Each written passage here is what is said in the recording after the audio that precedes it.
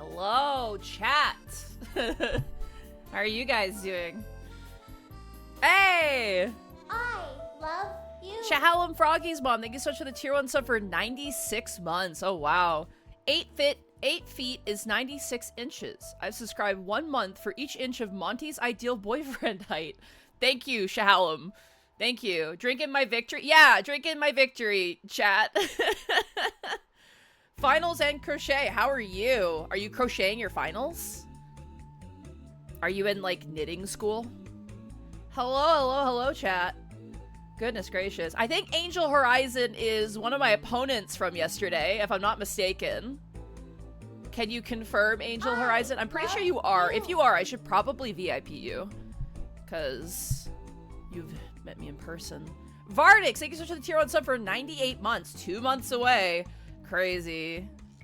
Because of the torch alert, you know I was joking about you setting things on fire. I set lots of things on fire yesterday.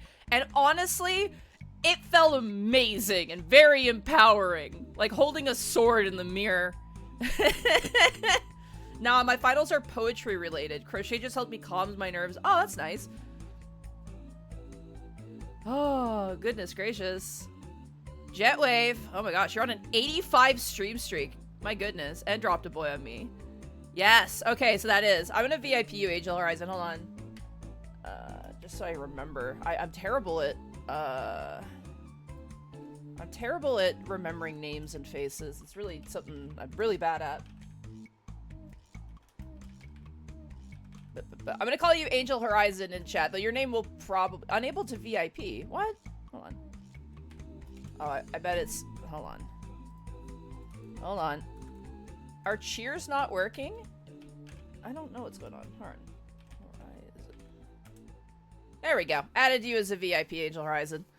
I didn't beat them up too much. They tried to get to me too. Listen! We'll talk about what crimes you committed against me in the second round of the tournament. Also, hello, Sir Tex. Hello. I'm so excited because I'm gonna be writing more again now that the tournament's over. I'm gonna have more time for writing, which is gonna be good. And I feel like Sir Tex, you're gonna be quite thrilled about that one. We have more chapters edited, but oh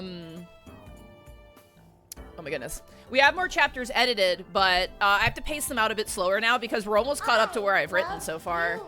Hey, Tweets! Thanks for gifting a tier 1 sub to Angel Horizon. Now you have emotes. You can spin a banana now. Everyone's favorite emote is the banana. Oh, my eyes are a bit tired, chat. I went to bed despite wanting to go to bed early. I went to bed pretty late. Some stuff came up and I had to, like, you know, I had to get some stuff done before going to bed, and then I wanted to have a shower. Ended up being a super long shower. It was a whole thing, but oh my goodness, what a great tournament. Can I just say that first? This tournament was really great. I will preface this and say I did not slip on my ass and fall when I got home, which was pretty, I was too busy being a gamer, dude. I did not slip on my ass and fall when I got home in front of my neighbors, which that was good. I did drop my trophy though and break it. I did get a trophy, chat. I got a little trophy. And I'll explain that later, once we go over the games itself. So, this was my 4th tournament. This is my 3rd 10th edition tournament. And I brought a completely different list this time.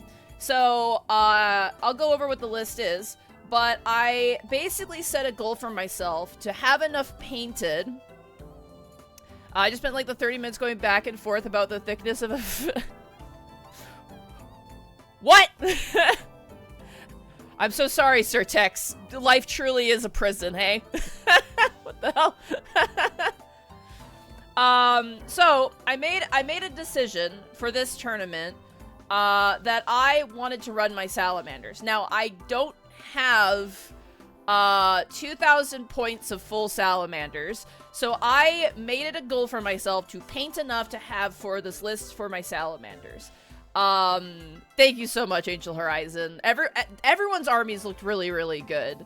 Like, every opponent I had was just, like, it was very cool to play against a fully painted army. Like, it was very cool. But I basically made the executive decision to, instead of bringing my knights, which I have gotten better at playing, I decided that I wanted to use this tournament as an opportunity to learn more about the game by using more different units and trying out a more fully balanced army. Fully painted to be some strong words. Listen, you got more than like 3 colors on there, that's painted. You're good. Also, I'm gonna drink some of my Happy Planet. Chat, I got Happy Planet today. I'm gonna chug this whole thing. You wanted to send out Vulcan's boys out? Let's be real. Yeah! Absolutely! Vulcan is my beloved. I love Vulcan, man. I've been reading... Oh my god. I've been reading the Horus Heresy. I read 2 Salamander short stories, and I got a Vulcan dedicated novel that I've read like the first couple chapters of, which I really enjoy. So, listen, I like my Salamanders. Vulcan is the one for my heart, okay? So, I like my Salamanders. And I will say this, again, I love my Knights. I will definitely be playing my Knights again. Also, look how I painted them like crazy. But I really enjoyed playing my Salamanders. It felt real good. It felt really good. So the rules for painting at this tournament was that you had to have at least a base coat. You could not bring gray models to this tournament, basically. So you had to have at least a base paint on your models. That was basically the expectation. This might be presumptuous of me, but it feels like a lot of folks go to this particular tournament that I went to. They go to it to test lists, as well as just, you know, to have fun. It doesn't feel like anyone's there to fight for the sake of, like, their destiny or, like, to live. It genuinely feels like people are there to, like, test lists and try out something or just, you know, get a feel for, like, a tournament scene, which makes for a really, really nice environment. This is my second time at this particular tournament at the same venue, which is above a pub, which is quite a nice venue. It's worth noting, this particular tournament this time had 6 more players. So there were, like, way more players this time. I think last time it was, like, 8 or 10. I can't remember. But this time it was 16. And we had a nice wide breadth of armies. So... sometimes it's fun to play as a dragon and burn stuff. Yeah, the dragon was permitted. That is a proxy of all proxies, but the dragon was permitted. We'll talk about the dragon here in a moment. Also, let me know, chat, if the music's too loud. I grabbed some music for us to listen to while we go over this stuff. Not at all? Okay, awesome. Good. Music is fine. Hell yeah. So, yeah, so we show up at the tournament, and a bunch of people are there. The thing I love about going to these Warhammer tournaments is that no matter what, you're all there for, like, kind of the same reason, and so it's really easily to, like, talk to people at these events, right? Like, it's really easy to, like, walk into a room and, like, sit down and, like, chat with people. Because we're all there for kind of the same reason, which is that we're here to play Warhammer. We all have our favorite, you know, factions, and we have our favorite characters and stuff like that, which is awesome. So, like, I immediately sat down with this one guy called Aiden, and we were just talking about, like, Emperor's Children, because he brought Emperor's Children. And, like, he does D&D, so we were talking about D&D, and then we were talking about, like, books, and it was super good. Znickum, thank you so much for the follow. Welcome, welcome. So, like, we were talking about books, and, like, we're talking about all this stuff, and, like, it was great because, like, you know, people would bring in their armies, and you would see what they're playing, and, like, oh my god. We'll go over what armies there were, but everybody, that was AJ? Oh! Wait, that was AJ. Wait, I thought their name was Aiden. Oh my god, did I get names confused already? I'm terrible at this, man. Oh god.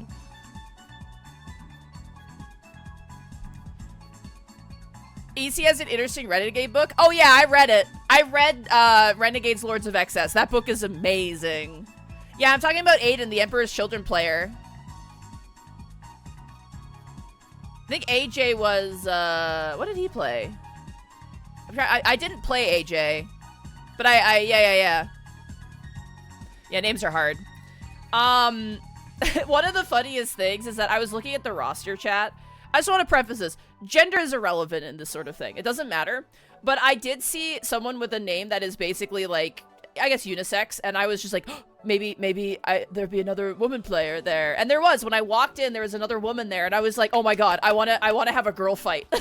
you know what I mean? I was like, I want to fight another girl, and that'd be really, really fun. Like, God, like I was like, oh, it'd be really fucking sick. Oh, Death by Chair, thank you so much for the Twitch Prime sub for 3 months. Stop. Vulcan lives. Onto the fires of battle. Onto the anvil of war. Exactly. But they were not playing. They were there. I think they were there with like a partner. Angel probably has a better idea because I guess they used to be coworkers. But she was there. What, do you see another woman? There can only be one. No. I just want to fight. Listen, man, you go to an all-female, like, PE class, and you play Red Rover, and you see some violence you could never fucking conceive, right? I just thought it would be kind of fun. That's my nerd mom, she plays wolves. Yeah, she plays Space Wolves, chat. My respect just, like, skyrocketed. I respect that so hard. Oh my goodness, Znickum, thank you so much for the tier 1 sub for 33 months. You were subscribed but not following? That's crazy. Welcome. I have a question. Is it true that you're a Warhammer nerd? No, I'm a fake fan because I call Agrax Agatone, which means I'm an idiot and I don't know anything about anything, man. Oh my god. You know what's messed up too, chat? Is that I went to my painting list because I have all of my like models that I have unpainted and painting in a list just to keep track of what I have. And I put Agrax Agatone on my list. So like, I was like, oh, god damn it. So, Monty's like a Pokemon trainer. It's not being the only one. It's about the battle. Exactly, dude. Was resubbing after a long time. Well, thank you. Welcome back. Hope you're doing well. We're gonna yap about Warhammer for probably the next, like, 3 hours. Reading is fundamental, Monty, and yet I don't have it. Chat, you were talking to the kid who literally called potions podions for, like, years. Sup, Shinichi Kid X? How you doing? Oh. I did, chat, I accidentally bite my lip. I think I bit my lip in my sleep last night because it's like weirdly inflamed. So if I lisp a little bit or sound a bit odd, that's probably why. So just a heads up on that. I'm tired. I just got home from D&D. Oh, hell yeah. Sit back and relax. Let me tell you a tale. Got it, Monty. We gotta take your knees as punishment for being a fake gamer girl. Dude, I will never recover from when Darcy called me an e-girl. Like, I was obliterated to atoms when Darcy called me an e-girl once. It fucking destroyed my soul. You're a real fan? Name all 40,000 Warhammers. Oh, God. I don't have all day. But anyway. No, it was a great, very diverse amount of armies and people. It was really, really awesome. Of course, John Warhammer was there. It was organized by Bailey, who is an absolute fucking gentleman. Bailey 3D printed me 95 Hormagaunts. And I offered them, like, I'm like, do you want, like, money? And they're like, no. And I was like, okay. So now I have 95 Hormagaunts thanks to Bailey. And a tournament experience thanks to Bailey. So I cannot preface this enough. Bailey, who's the organizer, literally, like, holy shit. I don't know how they do it. But basically, entry into the tournament was $35 Canadian, which is like, I don't know, like 50 cents American. And we had door prizes this time. There was also, we also all got, and I'm so excited for it, we all got $10 gift cards to Fenris Workshop. Oh my god, I'm gonna pop off right now. I love Fenris Workshop. I have bought, oh my god, I'm gonna cough. Sorry. I have bought so much Warhammer, specifically from Fenris Workshop.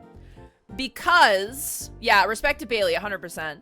Because Fenris Workshop is based in Canada, and they also have a section of their online store where they sell secondhand minis for dirt cheap. I bought 3 Blade Guard veterans for like $20. I bought, I think it was like 5 assault, like new assault Terminators for like $15. I have bought like stuff from there for my army for like really good prices. I also got my Land Raider Redeemer from there too as well. I try and buy local if I can, but I do poke my head into Fenris Workshop sometimes, because sometimes I find some really good stuff, and it's a pretty good deal, and the shipping is not bad. So, when we all went to this tournament, we actually all got $10 gift certificates to Fenris Workshop, which is wonderful, because I might want to buy something at some point from there, potentially. I might want to change up my list a bit, but I digress. So we all got $10 gift cards to Fenris Workshop, my beloved. We also had prizes that were, I believe, provided by some local game shops as well, which was super cool. And there were 4 awards for this tournament. There was, obviously, whoever got the most wins, who won the tournament. We had best sportsmanship, so whoever had the best attitude. We had best model, which I wanted, because I worked my tuckus off, but I wanted... I got best painted, or I did not get best painted, I wanted best painted. And then the last one was smoking boots, so whoever came in last but still stuck around and, like, you know, had a good attitude about it. Which, weirdly enough, I also wanted that just for the joke, and just because you all would make fun of me, and, you know, that's a victory for you, chat. The opportunity to bully me further, you love that stuff, right? So, anyway, that was our 4 prizes for that. Lots of armies, and I think for, you know, we deserve an award. You sure do, chat. You sure do. Anyway, let's jump into it, shall we, chat? Let's dive into this lovely, lovely thing here. Oh. Chat, actually, give me, like, 2 seconds. I'm gonna actually just grab some water. You're gonna see that drinking water is kind of an important part of this experience.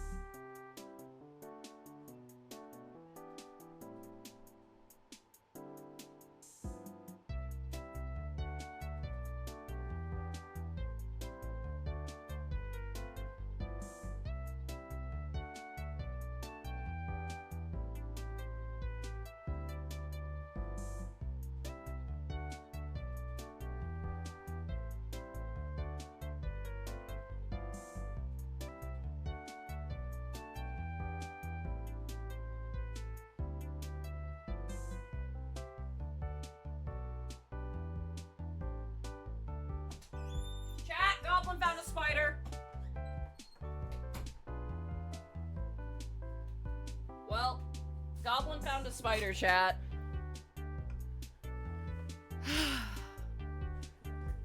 Stop bullying me about my freaking way of speaking, chat. God damn it. Yeah, there's a spider in the house. Goblin is, like, chasing it around and, like, sniffing it. I'm not gonna deal with it. It's fine. The spiders are waking up now, because winter is officially over, and now they're alive again, so whatever. I don't mind having spiders around in my house. They're pretty good at getting rid of pests, so I just don't want them on me. That's my only thing. Ah, fresh water. All right. Stop bullying poor Monty. It's not her fault she's Canadian. Yeah, I mean, wait, no. All right, anyway. Everybody, I paid $35 to not... Wait, I misspelled my grammar. Son of a bitch, that's what you were making fun of. I paid $35 to not get my ass kicked at a Warhammer tournament. Whatever. To not my ass kicked at a Warhammer... Whatever. Okay, I didn't. Alright, I went to another Warhammer tournament, chat. It required, once again, 2,000... It's always 2,000 points, dude. Everything is always 2,000 fucking points. Can we just have a 1,000 point tournament? That sounds like fun. We should have a 1,000 point tournament. That would be great. Anyway, it required 2,000 points of a fully painted models, base coated at least. I took my salamanders this time. I ran the detachment Forge Father Seekers, which is basically Vulcan Heestan and his friends go out and burn everything. Basically how it works is that if you are within 12 inches of a target, you get +1 strength to your attacks. All of the Adeptus Astartes models in your army basically get the assault keyword, which basically means they can move, advance, and shoot, which is kind of a big important thing for salamander units because their range is pretty much 12 inches. Thank you. And tonight on Vulcan and Friends, we now watch as they burn a car to death. Was $35 the entry fee or something? Yes. So in order to cover door prizes and the venue, the organizer requires $35, which sounds like a lot of money, chat. But first of all, Canadian, so it's like 50 cents American. But two, we started this tournament at like probably like 10 in the morning. I didn't get home until like midnight. So it was like the whole day. So $35 for like a full day event, like that's honestly a steal. And yeah, like Angel said, it's really not that much. I've seen a lot worse, which 100%. Like, they could be a way more expensive for sure. And honestly, for the venue and like the organization and like the quality of games, it's pretty fair. Yeah, it's pretty fair. So I ran Forge Father Seekers. Basically, all of my Adeptus Astartes units have assault. And if anything is within 12 inches of me, I become stronger. So I gain more strength.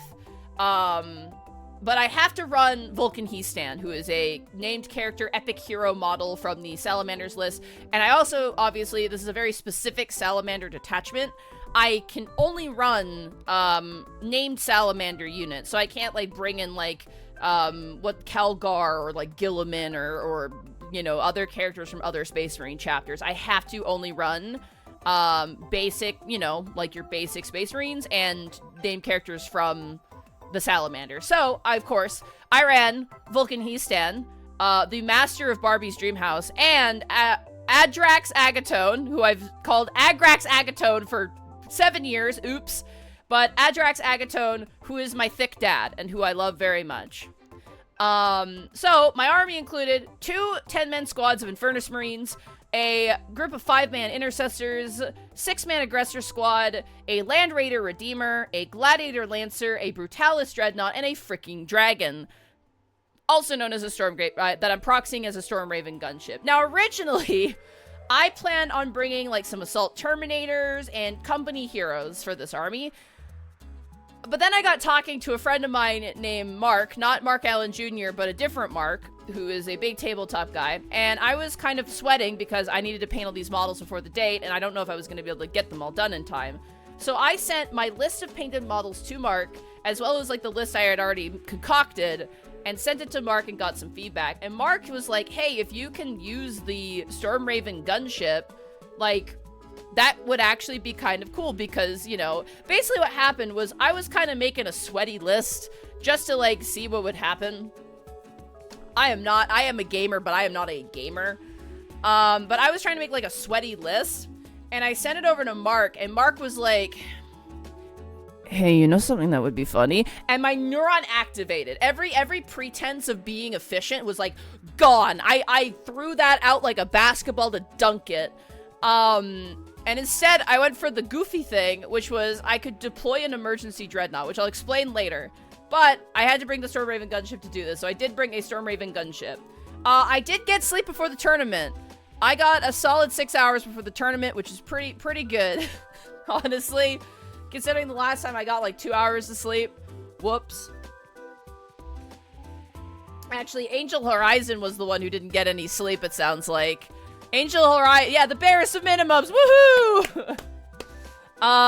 Angel Horizon, I think, was the one who got the least amount of sleep because they were preparing, like, a bunch of stuff. But yeah, I actually did get sleep before the tournament, which was, you know, 3 hours, who? Yeah, oh, yeah. Also, I didn't get in a car accident this time, which was great. I mean, I didn't get in a car accident the last time I went out, but I didn't almost T-bone someone, and I didn't destroy my army. Let me just say right now, chat, listen, the carrying case you guys got for me, what a fucking dream. Oh my god, chat. I owe you so much. The carrying case I used for my army, first of all, fit my army perfectly, which was, mwah, divine. Perfectly fit my entire army in there. Wonderfully. and was really good for moving around. Packing stuff up was not a nightmare. It was actually really, really good. And it was like, it was divine. So thank you, chat, for that. Oh my gosh. Stellar Coyote, thanks for the tier 1 sub for 21. Hey, look, it's 21 months. You stupid. Infinite and the Divine, haha.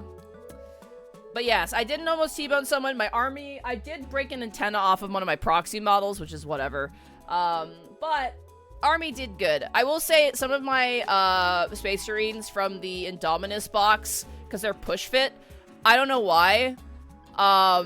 Like, they just, the glue didn't stay, I guess. I don't know. I have to fix them.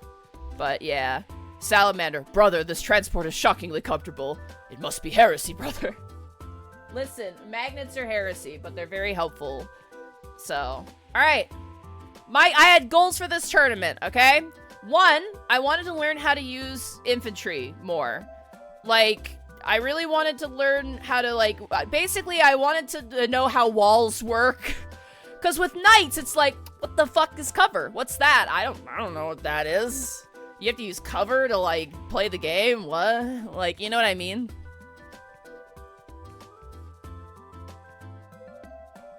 So, I wanted walls to apply to me, basically.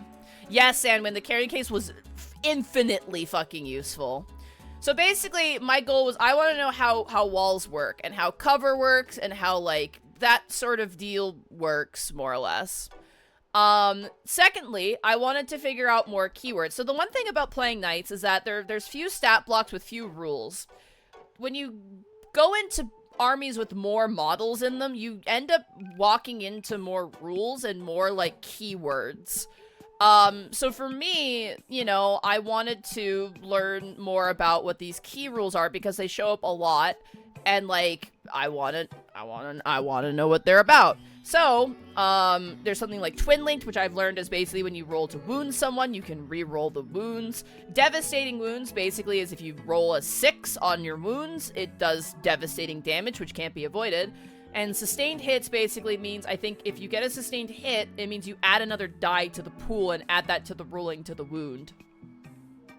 I also really wanted to try having a very thematic army with a lot of cool stratagems and buffs. My Knights army, I love them to death. Because they're kind of a custom grouping of Knights, they don't really have a theme to them. They're just kind of free blades with some bells and whistles. This was a very thematic army, and I loved it for that. This was flamers and meltas and salamanders and dragons, and, like, it was everything you could think of. Which was really, really cool, and I really, really, like, loved. But the thing I was most excited about was deploy emergency dreadnought. I don't know why there's a space between dread and not, but deploy emergency dreadnought was also a goal. I wanted to deploy an emergency dreadnought and make someone regret. That was, like, my main goal for this tournament. So, yeah, there were 16 players. I didn't get everything that was getting played at the tournament. This is what I kind of learned about. There was me on Salamanders, we had Emperor's Children, we had World Eaters, we had Tyranids. I think there were 2 Tyranid players. There was the Burrowing one and just, like, Crusher Stampede. I really wanted to play against, I'll talk about that actually after. I think there was 2 Tau players, I believe. There was Deathwatch, which was Angel Horizon and chat. Imperial Guard with a lot of Ogrins, which was the one from my heart.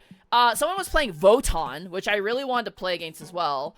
Necrons, of course. We had John Warhammer on Necrons, as well as another player, Sean, on Necrons. And then Bailey brought Gene Stealers. I don't know if Bailey played. This is the genius thing about Bailey, alright? So, what happens if you go to a tournament and say there's, like, 15 players, or, like, there's an odd amount of players, what happens is one player usually gets what's called a bye, which basically means that they don't play a game and they just automatically get points. Bailey, who's a genius, basically sits in the wings, ready to fill in if someone doesn't show up. So that way it's always even. Which is really fucking cool. And, like, a really good backup plan, and I really like it. It means if you go there, you won't have to sit out of a game, especially after you pay to play games, right?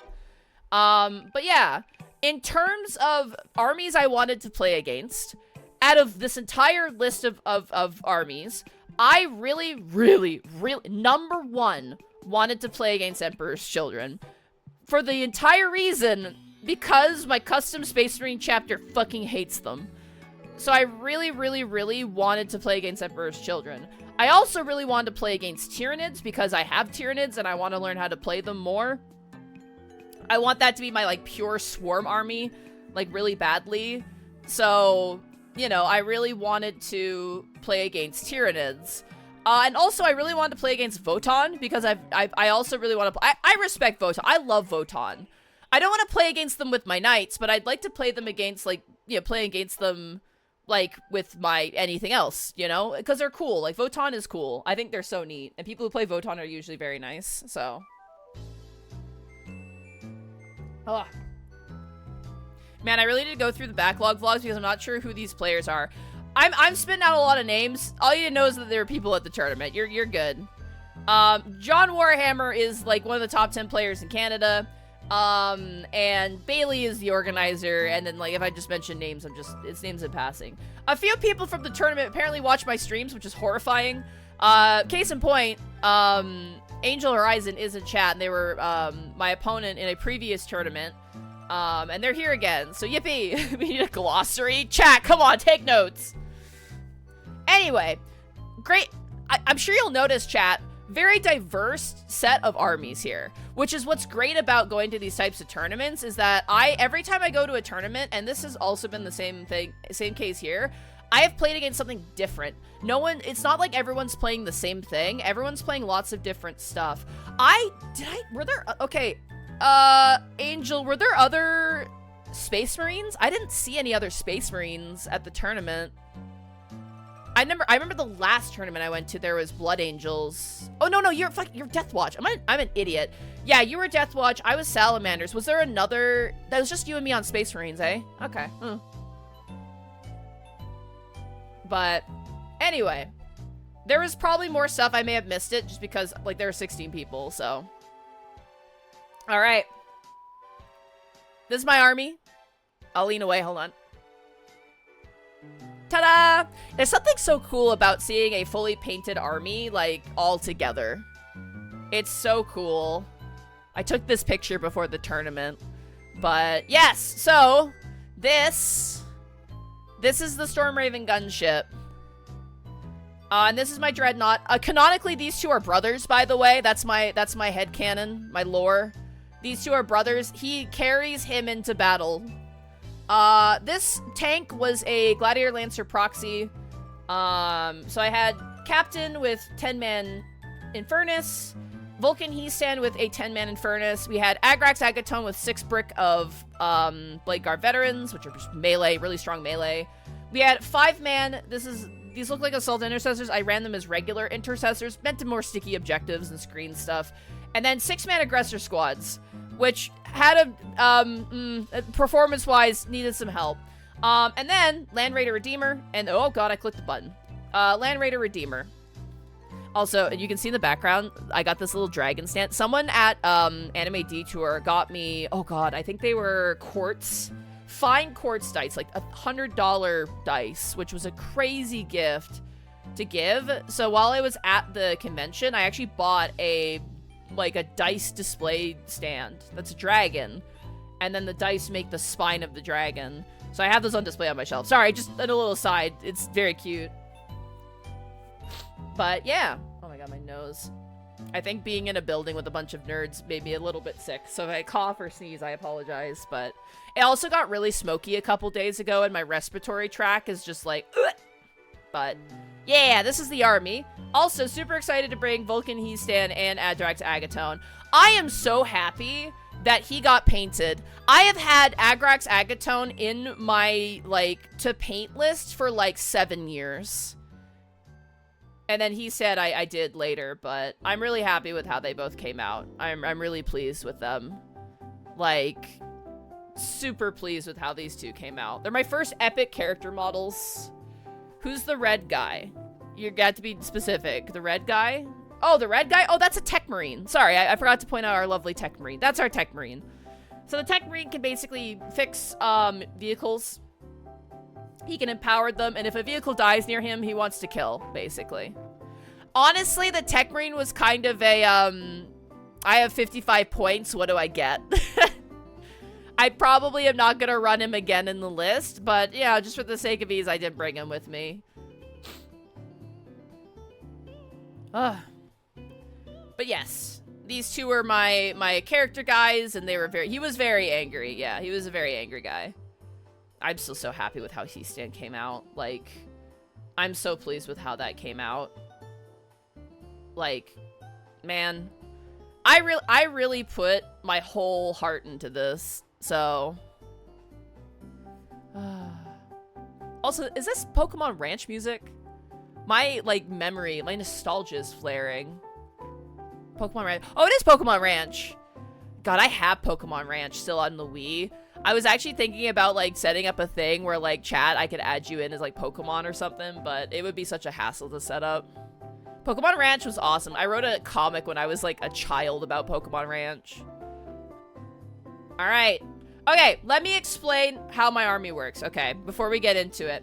So, basically, there are two main strategies, or two main, like, linchpin things I can do. So, basically, as you can probably see over here, I have a captain. I gave him an enhancement, which basically gives each of these Advertus Marine 1 extra attack. So, basically, I roll 10d6, and let's say I roll 10d6, and I get 38, right? So I get 38 shots of a flamer, plus 10 because of the enhancement on him. So it becomes 48 shots. I then roll those shots, which if I'm within 12 inches, because I have to be for flamers, get +1 strength. I roll those shots against my opponent, and then whenever, if I run a stratagem called Immolation Protocols, any of those 6s are devastating wounds, which means if I decide I don't want something to be alive anymore, I can just point all of these flamers at it, pay 1 CP because of the captain for the stratagem, and then proceed to deluge fire until something dies. I call it the melts your car strategy. So my captain goes, hey, shoot more stuff, and my boys are like, alright, and then they proceed to shoot stuff, and if I spend a stratagem, they shoot it real good, and it melts anything.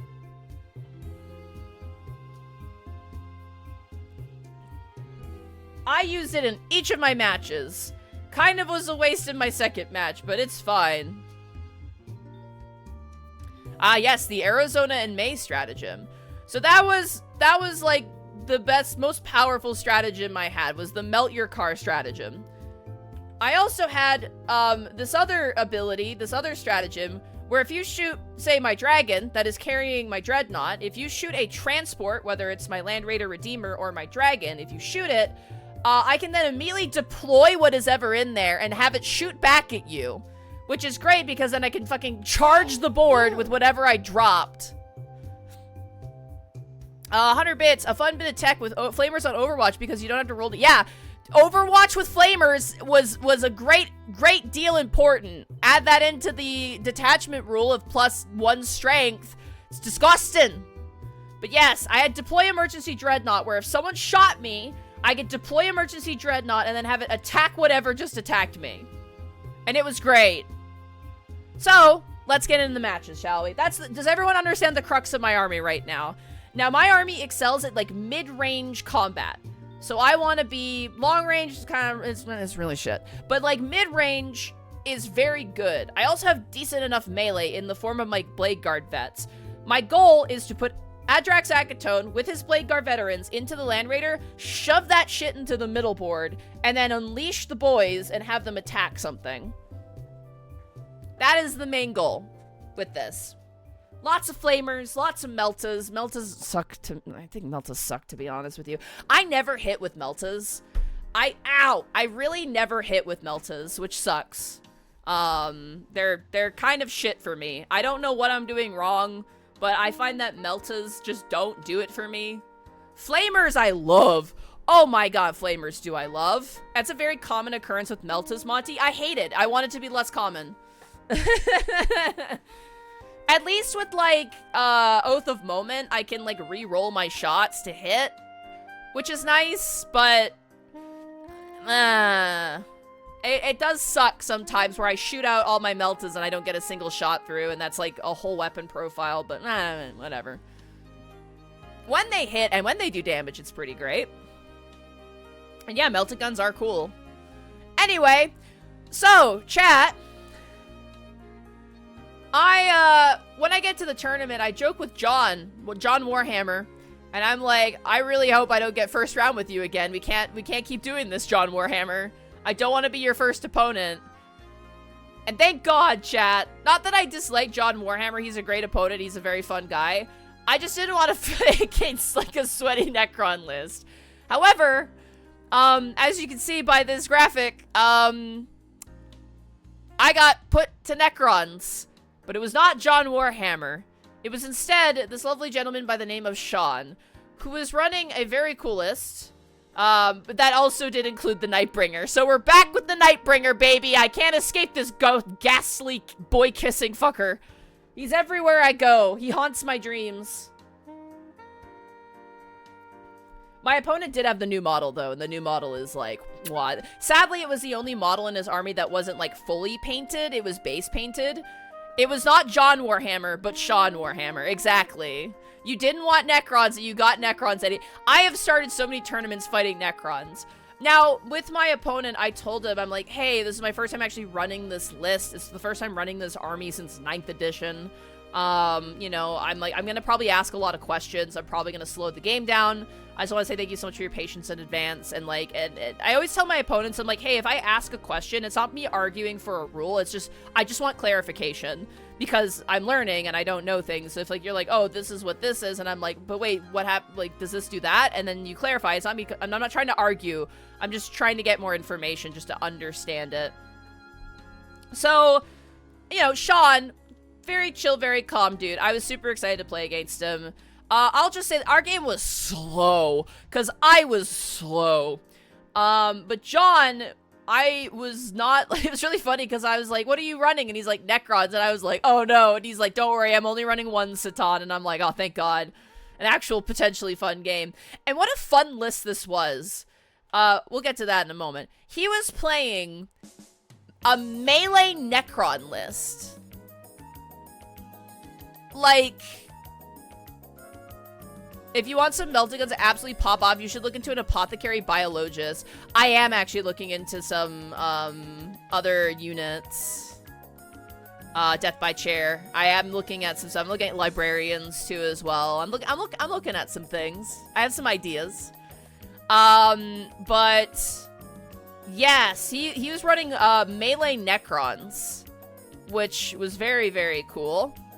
Also, we got this really awesome deployment. Like, I can't remember, I think this was called Hammer and Anvil. I can't remember exactly what this deployment was called.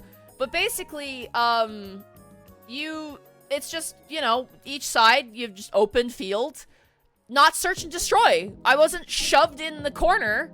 Actually had a wide breadth of, like, being able to field stuff, which would have been great if I was running knights, but I wasn't running knights. So, oh well. Also, again, this was what fighting this army felt like, by the way, chat. It was like full on, like, approach at rapid velocity Terminators. It was very, very cool. They also had, like, a great range of models, which made this really fun. You know, giant brick of Wraiths, because of course, everyone runs Wraiths in Necrons. It is like, I've never played a Necron list without Wraiths. Everyone brings them. Everyone runs the maximum amount they can bring. And they're basically impossible to kill. Basically. Basically, they're hard to kill. Then they had these, like, hover butt boys. I can't remember what they're called. These things were menaces, man. They were incredibly destructive. We had some other, like, we had, like, an anti-infantry boy. We had some, like, you know, killed some tank boys. We had some flayed ones. I don't know what this model is called, but he had this guy, and it was painted, and it looked really cool. Like, what a cool-looking model this is. So cool.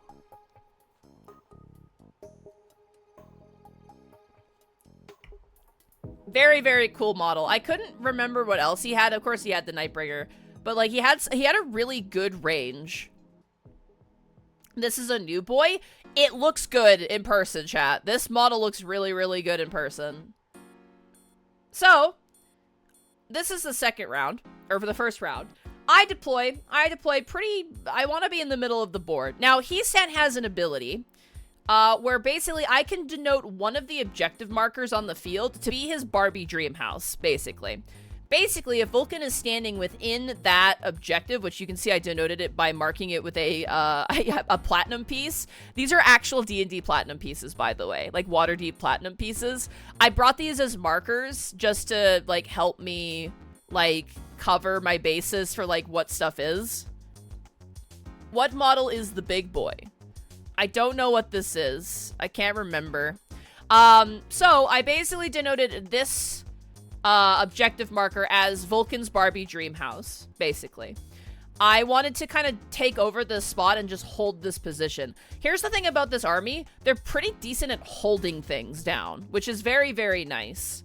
I shouldn't have put this tank here. This was a mistake. And then I kind of moved up my flamers into the midboard just to get some cover here. And I had to move this my Land Raider Redeemer here because one of the first secondaries I pulled was like, hey, drive your tank into a building, idiot. So I had to drive my tank into a building, idiot. He, for his part, you can see his army here. If anyone sees any models they recognize, like, be sure to shout them out. But he had a fuckload of Wraiths. He had that really cool model I meant. Look at the base on this, dude. He had, these fuckers, these guys, a bunch of boys that had anti-deep strike here, and then some firing boys who were very scary. There's a lot of scary stuff. But, like, look at the paint job on these, though, chat. Like, come on. Look at the glow on the weapons. They used, like this icy blue color with, like, they had, this was fluorescent paint. Fucking cool as shit. And then he looked great. I wish my camera was better. But, like, the base on this was, like, all molten-y, and it was so cool. So fucking cool. Very, very well-painted Necrons. So, basically, I moved up. I got shot at real bad here. And I very quickly learned some things about walls. Is that they kind of exist, but they also don't. And things can go through them as well. So he approaches very menacingly, takes the middle objective, and kind of moves stuff up and shifts stuff up the board. Which, you know, is spooky. For my part, I kind of dominate the middle of the board. I move my flamers in, and I managed to... Okay, so I forgot to take some pictures here. So I have these aggressors here, right, chat? I'm like, yeah, hell yeah, fuck yeah, I'm gonna take this cool-ass point. All of these boys went through the wall and killed all of these aggressors almost instantly. So I responded in two ways. As the Wraiths approached the middle part of the ground, and these boys came in, I responded in kind. I unleashed Adrax Agatone and his Blade Guard veteran boys, shot these guys, and then charged and killed them. Meanwhile, Vulcan Heesan said, fuck these Wraiths. Fuck these Wraiths. And I no, these guys did. Sorry, you know, okay. I need to slow down. Vulcan Heesan pointed his fingers at these Wraiths, looked to these Flamer boys over here and went, boys, I don't want to see Wraiths anymore. And these Flamer boys went, you got it, sir, we got it. I proceeded to do the melt your car technique on these Wraiths, chat. So I rolled like 51 shots onto these Wraiths, 51 Flamer shots with +1 strength because I was within 12 inches, devastating wounds, and I proceeded to kill every single Wraith, leaving one on 1 HP. The way his eyes bulged out of his head. Also, the dragon got deployed as well. This was turn 2. So, I felt pretty empowered. I was like, hell yeah, I've got this. I deploy my dragon to target his home objective because he just left it. He just leaves his home objective. And, you know, I'm learning about walls. I'm learning about, like, infantry. I'm learning about keywords. Eventually, though, you're thinking, chat, you look at this, right? And you're like, oh no, like, Monty, like, look at all, I have my dragon, I got all these guys here, I got all these guys here, I got all these, and all these guys are gone. There's just, like, some shooty boys, that big cool model, and, like a named model, and, like, one wraith is left, right? However, my opponent decides to, nothing personnel kid, and teleports, like, a quarter of his army behind me? Ah! So next thing I know, I'm in a Necron sandwich. There are Necrons behind me, and now there's Necrons in front of me. The Wraiths heal up. I kill, like, one hoverbutt laser destroyer boy, and he just revives his buddy. And immediately, I'm in a bad way. I'm like, uh-oh. The Nightbringer then comes in. They blow up my Land Raider Redeemer. The Nightbringer comes in and starts kissing all my boys.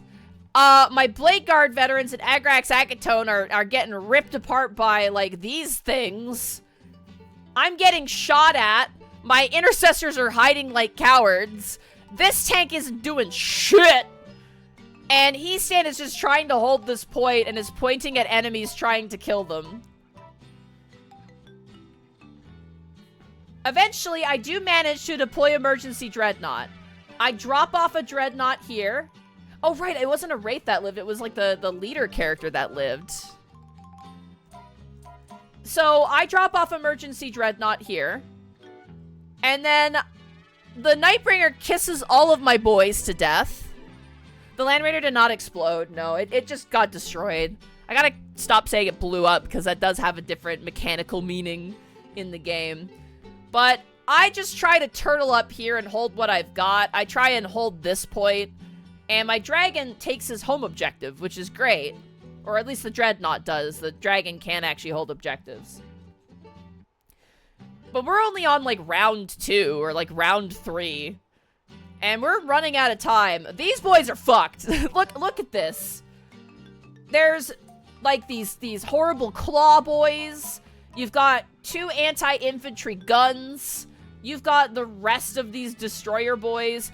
My Blade Guard veterans get absolutely slaughtered here. This guy holds the middle point so that the Nightbringer can come over here and try and kill Vulcan Heastan. However, we ran out of time. So one of the frequent problems I've run into playing Warhammer, especially at tournaments, is that the time goes so quick. Like, and we only got to, like, turn 3.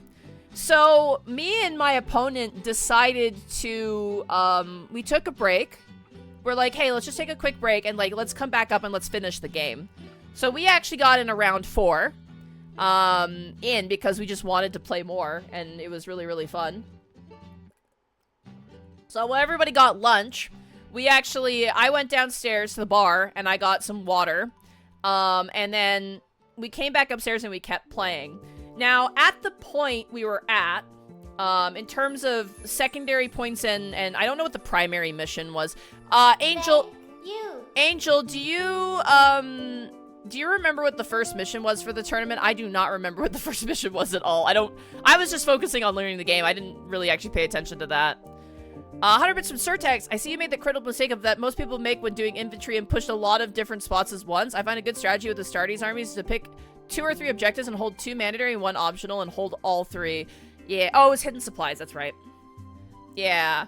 I wanted to have, like, I wanted to hold at least Vulcan's, or Vulcan Heastan's spot at the very least, and obviously sticking my home objective. But I mostly want to be very responsive to what's happening on the board was my goal. But yes, me and Sean decided to play out the 4th round, and by the end of the 4th round, I was winning, chat. I think I had 58 points, and he had, like, oh god, like 40-something points. And the organizer came up and was like, okay, do you guys want to go with, like, the points that are done? But the thing was, chat, if we got to round 5, he had me dead to rights. All I had at the end was Vulcan Heastan, a Gladiator Lancer, and, like, my intercessors who were going to get shredded. So I talked to my opponent, I'm like, dude, I think you're gonna win this because if we play out the 5th round, like, you're holding, like, these points, Like, he contests with my Dreadnought. He's holding the middle objective. He's holding my home objective. He's holding, you know, way more objectives than me. Like, he's basically holding 4 objectives. I'm holding 1. And, you know, at that point, it's like, it doesn't feel fair, especially because I'm so slow, right? Like, I'm being really slow with my playing. So I'm like, I talked to him like, no, we should score out the last round. Because, like, you probably, like, if we just take it based off of just, like, you know, oh my god, my brain just stopped working. Help me. What is happening to my mind? Oh my god. Objective markers. He's holding way more objectives than me. He's gonna win. So we talk it through with the organizer, and we ultimately decide of how many points that he gets and how many points I get. So at the end of the day, he got 74 points. I got 60. I will stretch and I will drink some water. Thank you, chat. So that was his game. And like, he earned it. Like, that's the thing. I didn't like give up, chat. Like, it was genuinely like he kind of earned it. Because again, if we played through all the way through and I wasn't slow as fuck, he would have gotten there. So I was like, let's just get you there because you would have gotten there if I wasn't so slow and asking questions every 7 seconds. So Sean got 74, I got 60. We did have a break. I drank 2 glasses of water for lunch. I would like to point out, I had a big breakfast before the tournament. I made myself an egg sandwich. I had a smoothie, and I grabbed some Timmies on the way to the tournament. I got an ice cap for myself, so I did eat a lot before the tournament, so I did skip out on lunch, but I packed a granola. I will stretch again. Thank you, Sir Tex. I did pack a granola bar in my purse. I never ate it because I was too busy playing Warhammer. So during the break, we actually also voted on the minis. And chat, I was cooked. I entered Heastan. Everyone was like surprised I didn't enter the dragon. But I will drink more water. I may need to get a water refill as well. Goodness gracious. But chat, I was cooked in the painting competition. I'm so sorry. I was totally cooked in the painting competition. There was this really, I can't even begin to describe it. There was this Turvagon. It was a Tyrannofex? I think it was a Tyrannofex. There was a Tyrannofex that was like so fucking cool. It had like iridescent, like almost like mood ring style, like a mood ring style carapace. And it was like, I don't know how to describe it. It was wet, chat. It looked wet and meaty and gross. It was so cool, and it was based really cool. There was this giant Titanic Tau model.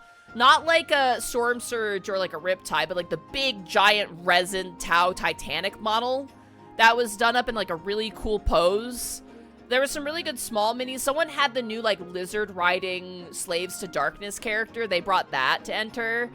I put Heastan in because I was proud of him, but I was cooked. I looked at the competition, I'm like, I'm not winning this shit. God damn.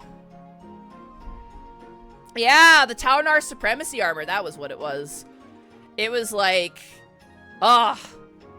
it was really cool. So very, very cool models, and we all voted. I voted for the Turvagon. It was so cool. Should have done the Dreadnought. I didn't know which to choose, honestly. Also, I don't know if we were allowed to enter something that wasn't in our army we were playing. It looked like it could have been something outside of our army, but whatever. Either way, it was very cool, and the paints were really, really good. So, my next match, Angel Horizon, are you in chat? Sound off now if you were in chat. And while you do so, I'm gonna grab some water. I'm gonna refill my water real quick. As we jump into match 2, baby. All right, I see Angels in chat. We'll get into this.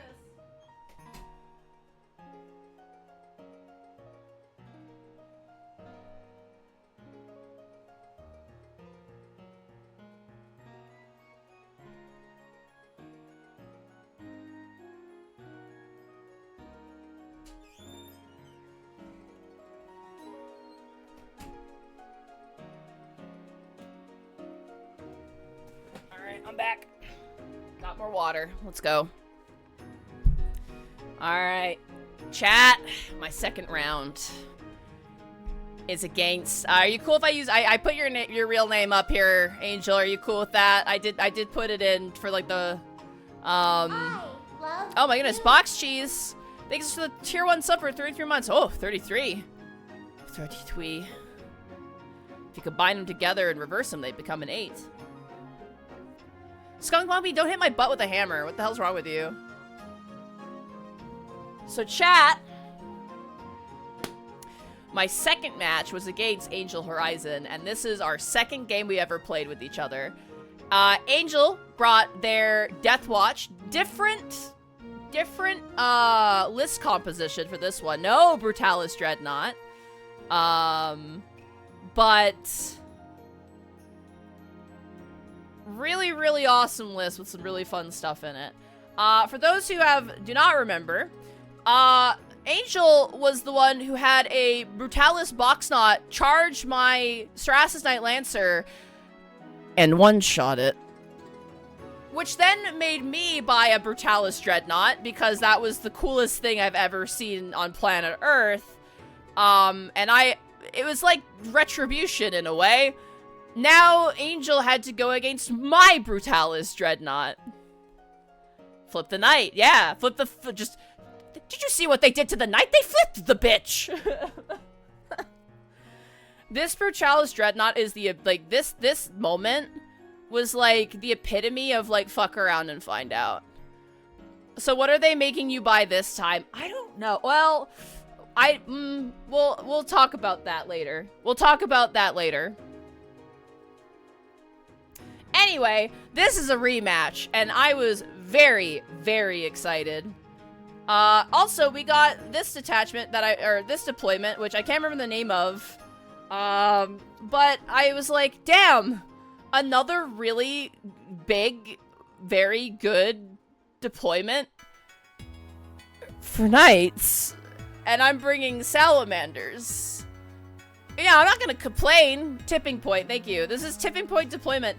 I was like, sweet, not search and destroy. But I'm bringing salamanders and not my knights. These, like, nice, wide sort of deployments are really good for knights because we can get choked out in, like, quarter deployments really hard. But this is, like, nice and stretched out. You can flank around, you can do stuff with it, and I was like, damn, that's really nice. So, I deploy up front a little bit. I want to get my flamers into a good position. I really, really want these fucking aggressors to, like, properly hold the point. These aggressors, really, their job is they just die. They barely do anything. I move up this tank here to be a bit better, because I want to actually try and fire it. I move my flamer boys up here, and I move he stand here because I've marked this point up here as his Barbie dream house. Angel brought a lot of fun stuff. If you want to tell us your list, Angel, I mean, there's a land speeder, there's an actual gladiator lancer, which is really super fucking cool. There was a ancient with some fighty boys. You had some intercessors here. You had car bomb boys. They're like scouts with car bombs. And then we had like some infiltrators and some kind of Terminator-esque boys. It was a nice mix. It was like army against army. You know what I mean? Like a really good mix of stuff. So I was like, hell yeah, this rules. My flamers are gonna have a great time here. And Angel was very nervous about my flamers. So my plan was I want to dominate the middle board. I want to try and hold these 3 points. Honestly, I probably should have put He Stands Barbie Dream House here. That would have been the better play, but it was a mistake. It's fine. So I send my boys over here. I put Vulcan here to try and, like, contest this spot. I set my intercessors up, I sticky that objective, and I move everything up just to threaten stuff on the board. And I'm feeling really good, chat. But then Angel was like, oh, your deployment? No, my friend. Our deployment. Just like the Necrons, Angel decides to drop a giant chunk of their army just behind me. And congratulations, chat. Welcome to the part of the game where I am once again in a murder sandwich. Everyone's invading my side of the board, man. So I am completely surrounded on all sides, which really sucks. Very, very bad, Douglas. Very bad. It's a common tactic, I believe. Stop it. Stop doing it.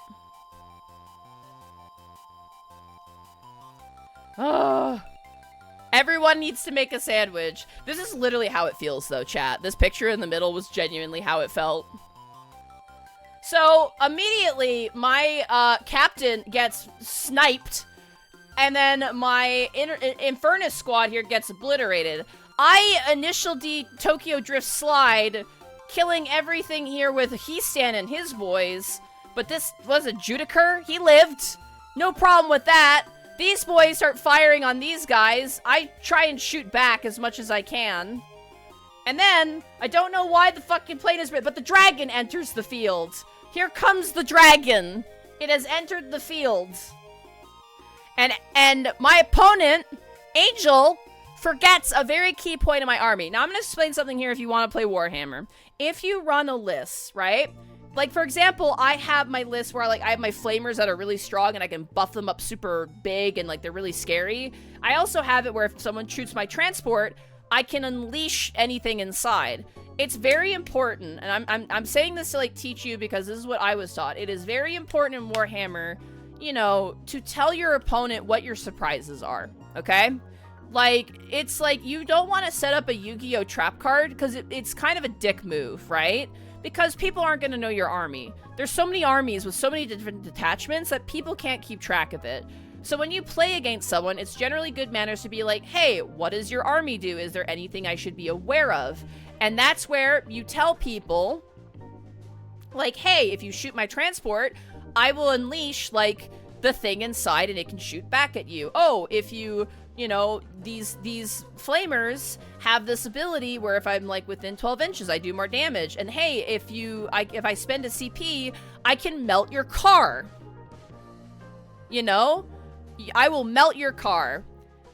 Now, Angel, in fairness, we were having a good time, by the way. I just want to point out, playing against Angel is a blast. We need to actually just, like, genuinely play when it's not a tournament because it's really fun to play against Angel. I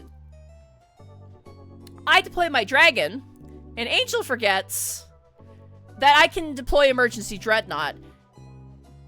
They shoot my dragon, and I immediately drop the emergency Dreadnought, and it shoots back on these boys, killing, I think, like, 2 of them.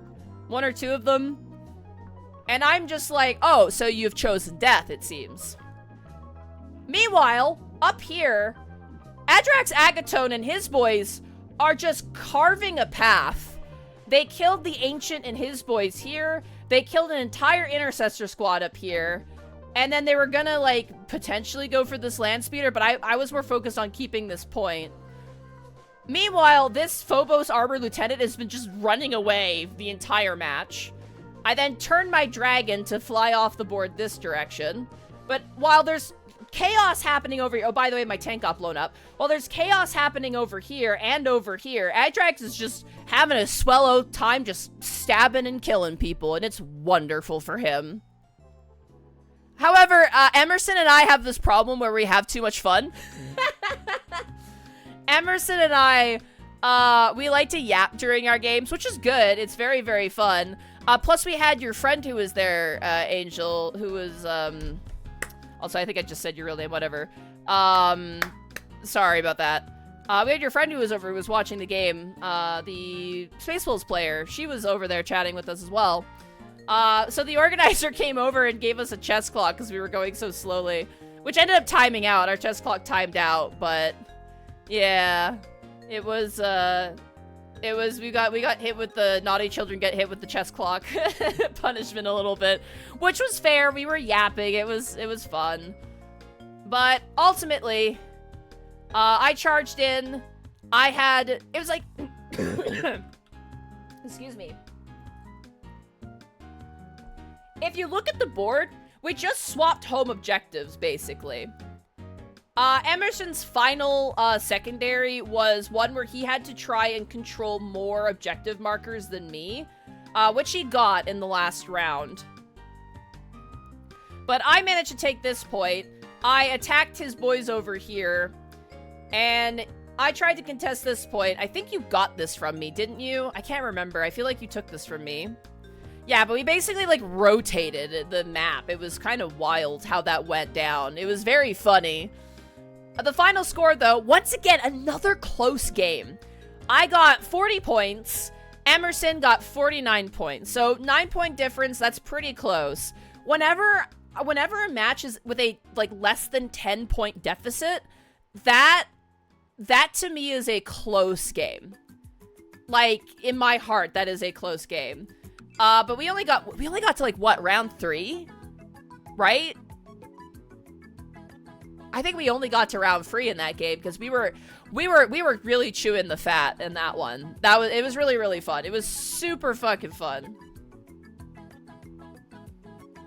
Usually nail biting, yeah, but yeah, it was 3 rounds. It would have been so cool to play out all the rest of the rounds. I feel like you would have gotten me though, because you wiped out so much in that last round that we actually did have. But yeah, that was the final score against Angel. Very, very fun match. Space Marines versus Space Marines is always very, very fun. We were also joking that, like, the Salamanders and the Death Watch were probably feeling so conflicted about fighting their battle brothers. It was, like, really funny. And it ended up being, like, they were arguing over, like, you know, smithing compositions, and that's why there was a schism happening, basically. Which was very funny.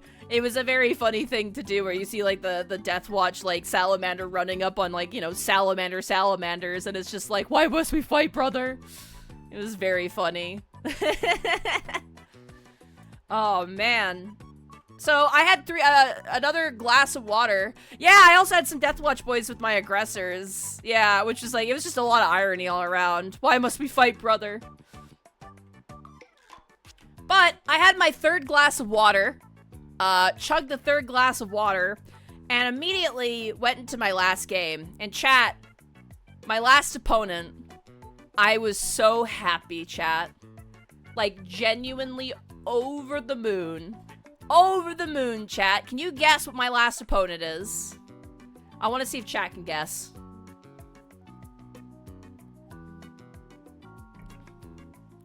I'm waiting. I'm waiting to see. Nids, Tau, Nids, Tyranids. Genestealer Court. Voton. Necrons. Not Tau, that was me. Yeah, you got the Tau. Yeah, Emerson got the Tau. I got Emperor's Children, baby. Oh, yeah, baby, let's go! We got Emperor's Children. I was elated, dude. I was so excited for this game. I was so thrilled to get Emperor's Children. This was piloted by a lovely, lovely person named Aiden. We ended up talking before the tournament about, like, D&D and stuff, and it was a lovely time. And when they said they brought Emperor's Children, I was like, I want to play against you so badly. So badly. I was so excited for this match. So thrilled. And the player was great. However, we both had this problem where we were both kind of new still, and we needed help, like, setting up the board because we didn't quite understand. And we had to ask the organizers, like, questions every now and again. And Certex just hit the nail on the head. Monty getting up close experience on how these fuckers fight for writing inspiration. And that is 100% the reason why I wanted to play these. I wanted to play Emperor's Children because, for those who don't know, I have a custom Space Marine chapter who hates the Emperor's Children. It's their, like, main enemy. They really hate the Emperor's Children. So I really, like, there's no better way to get a sense of, like, kind of how a faction fights than playing them in the tabletop. And Emperor's Children are fast as fuck. They're terrifying in melee. They got really interesting shooting and a lot of precision. That's something I've noticed with the army, is that a lot of units have precision on them, which is pretty spooky for my army as well. However, running into flamers is not great for them. You should send one to join my Death Watch someday. Listen, we'll talk about it. It'd be fun. Any Noise Marines? You bet your sweet bippy there were Noise Marines. We're talking Noise Marines. We're talking Flawless Blades. Lucius was there. Rhinos. A Winged Demon Prince. Molto bene. It was so fun. And you know, chat, you know the best part was? You know what the best part was? All painted. All painted, dude. All painted. Gorgeous. Wonderful. 10 out of 10. I was so excited, chat. I was thrilled, dude. No Defiler. Good luck getting a Defiler right now, man. Like, Jesus Christ. I don't know if you guys, I don't know who follows, like, Warhammer, but apparently, like, Defilers are getting scalped like crazy because they're so good. Like, that is something that is happening right now, is that people are scalping them, like, on eBay and stuff because they're so good.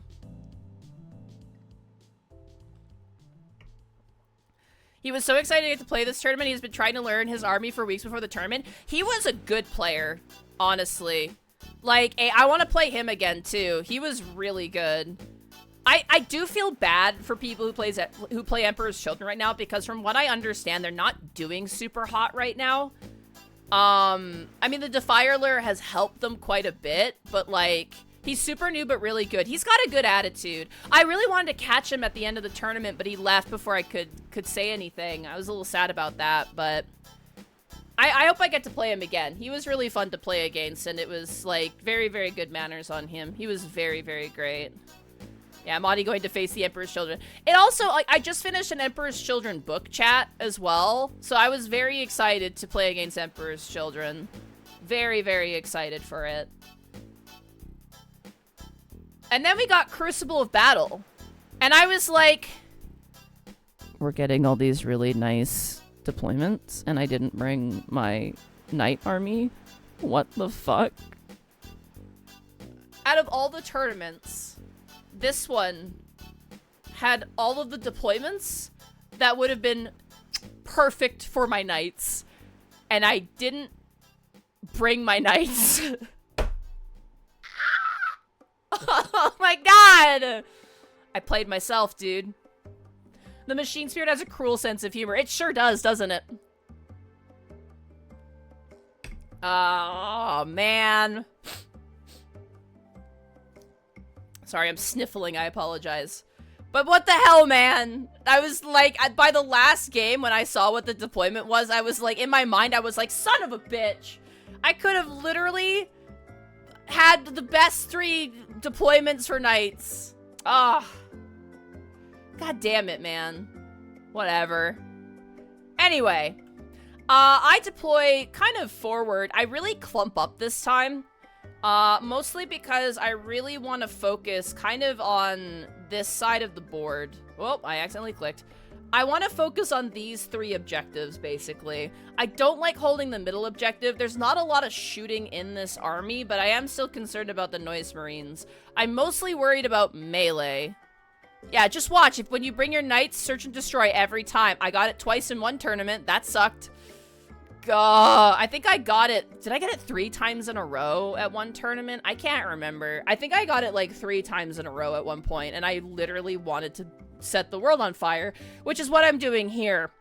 I clump a lot of stuff up here, mostly because I feel like I can safely get out without being shot to death. The problem is, and this is something I'm gonna point out, this army is better if it goes second. Like, my list is better if I'm the one who goes second. I got first every single fucking game. And not only did I get first every single game, every single time I pulled my secondaries, and for those who don't know, secondaries are like missions you have to complete to get points. So basically in Warhammer, there's an overarching mission. The one for this match was just kill. Just kill things. Whoever has more units killed by the end of the round, like, you get more points. So my job was to kill things. My opponent's job was to kill things. However, you will get secondaries which are like, hey, have a unit in the middle, or hey, you know, hold more objectives than your opponent. Hey, kill a character. Hey, be in 3/4 of the map. Like, Yeah, purge the foe and kill, purge the foe and stand on objectives is my favorite, yeah. Honestly, purge the foe is fun. I feel bad when it comes about against knights because, it's kind of harder to get points for that. So, my goal is I want to put Barbie Dreamhouse here. This is Vulcan Heesan's Barbie Dreamhouse because it gives me a very good view of, like, most of the board, especially over here in particular. My plan is to take this and just park it here and shoot here and go from there. So I'm very clumped up. The worst part about this is all my advanced rolls were really bad for this first round. And this is their army. They had, yeah, 2 rhinos. There's Lucius, I think. Is that Lucius? I think that's Lucius there.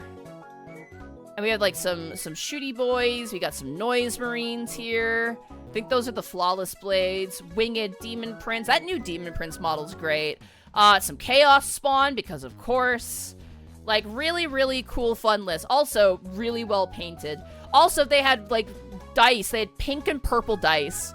I love it when people bring dice that match their armies. It's such a superficial thing, but I do love it quite a bit. It is very, very cool when people bring dice specifically that match with their armies. There's something just about it that tickles me. I love it.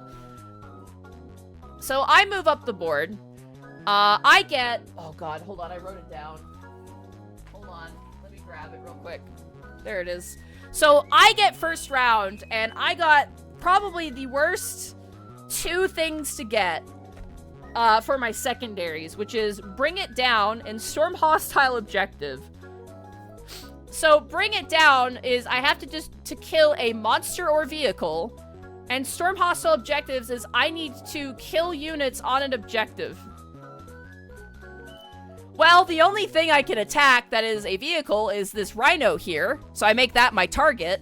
However, I can't kill this shit here, they're behind a wall, and I can't get to here because they're behind a wall. So, I don't get secondary points on my first turn, basically. Which is... Siege was like, you're gonna learn turn 1 staging today. But yeah, I got really bad secondary objectives. And this rhino, dude. This rhino right here, unkillable. Unkillable rhino.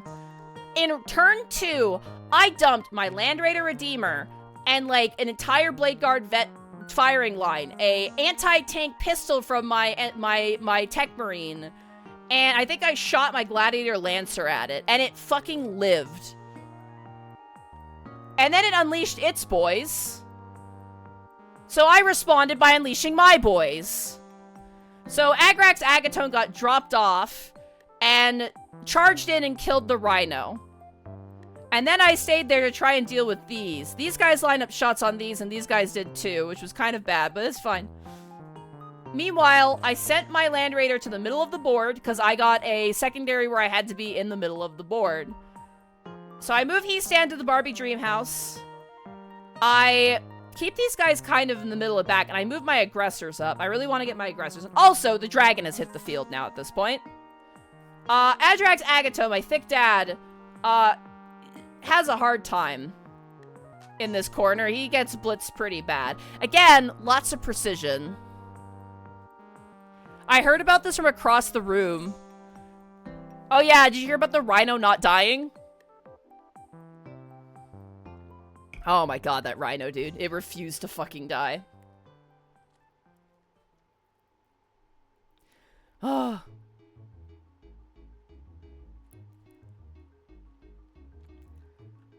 Oh yeah, okay. So you probably noticed up here, I moved this tank up here and all these melee guys started to approach my territory. So I moved my intercessors that had sticky this objective, and I moved them here to screen out these melee dudes so they wouldn't lock up my tank. By the way, I forgot to shoot this tank like for a couple of rounds. But I wanted to shoot these guys here. I should have shot them again, but I forgot to. Whoopsie. Anyway. Yeah. So these guys screened. I just want to point out, these 5 intercessors held the fucking line, dude. They endured so many attacks and succeeded on so many 5-up, 6-up saves that they held the goddamn door, chat. These intercessors are the MVPs of this game. They held that fucking tank, which I forgot to fire. They held that tank to safety for so many turns. Eventually, my aggressors managed to get in. I oath of momented a big grouping of dudes. I moved key stand up. A bunch of melee guys turned this corner. I went no, and I did my melt your car technique to melt a bunch of dudes. My aggressors actually performed in this game. And in the back, you probably see it, I deployed emergency dreadnought in the back line. I actually deployed it and shot at Lucius's posse. I dumped a lot of fire into Lucius's posse, which he took great offense to. My Land Raider killed the Chaos, like it overwatched some Chaos spawn. I fired into a bunch of other enemies, and it was fucking sick. It was so cool. These guys kind of did nothing. I couldn't fire into this kerfuffle, and they just couldn't advance far enough to get any work done. The aggressors just started firing things and punching them to death. This Demon Prince came back in and clapped back, though. And the squad of, like, melee guys came in here, and I just blew them up to a single man. A lot of stuff lived with 1 HP. That was kind of something that happened. So there's one guy here who lived with 1 HP, and one guy here who lived with 1 HP. And when your final, like, objective is to kill full units of stuff, when stuff lives on, like, 1 HP, it makes you want to tear your hair out. It's like, ah! However, in the back line, or sorry, that's right. So this is kind of a bit of a zoom in. So he stands holding his line here. Almost killed this entire unit, but this one guy lived. This is happening in the background. It's a chaos. Literally chaos. They're Slanesh worshippers. They love the pain. We joked that this guy was into it. Like, there was a joke that this guy was into it. Also, it's really funny because my opponent kept calling Lucius Blade, like, I think he called it the dildo sword, which was very funny. Because it's a sword that corrupted Fulgrim, so it was very, very fucking funny. Oh, man. And my Land Raider was handling things pretty decently for a while. However, we did have this situation in the backfields. Like, look at the dice. The purple and gold dice. Isn't that wonderful? And so Lucius charged my Dreadnought, because you can't charge aircraft. Lucius and his remaining boys charged my Dreadnought, and immediately killed it. One-shot the Dreadnought. The Dreadnought didn't even get to fight back. It just got blitzed. It got off, like, one shot, and that was basically it for him. Uh-oh! Not exactly a stellar performance on the deploy emergency Dreadnought, but you know what? It did pull Lucius away from the objective where all my aggressors were. This match was a slugfest. It was a good slugfest. It was very, very, very fun. However, this was the closest game I've ever had, quite literally ever. I won this match, chat, by 2 points. It was that close. Aiden was an absolute fucking gentleman. He didn't win any games in the tournament, but he was totally, like, chill about it, and it was such a fun fucking game. I got to really see and feel what it was like to fight Emperor's Children. It was so cool. And, like, he was a great opponent. Like, we kind of learned, like, through each other. It was super, super cool. Very, very fun. Very, very fun and a very good time, but a very close game. Because he was going full force. Yeah, I did win. I did win a game. It was really funny, too, because in my second match, Emerson is just like, oh, man, if you lose all your games, your chat's gonna make fun of you. And I was like, yep. Oh, my God. So it was like the epitome of 99% casualty rate victory. Yeah. To be fair, I did have a lot of stuff still alive. I still had, like, my other 10-man squad of flamers, which I probably could have done quite a bit with. So, it was, you know, all in all, it was pretty good. So, yeah. Very, very, very fun match. Lots of back and forth, lots of stabbing, lots of, you know, sword fighting, and it was very, very cool. And I had a very, very fun time. And at that point, we, whoa. I'm just gonna change that one ahead. It's a little too exciting. So basically, at least this time you didn't get third without realizing it. No, I got 13th, which is kind of like third, but with a 1 in front of it. I got 13th place in the tournament. So, not last, but, you know, it's fine.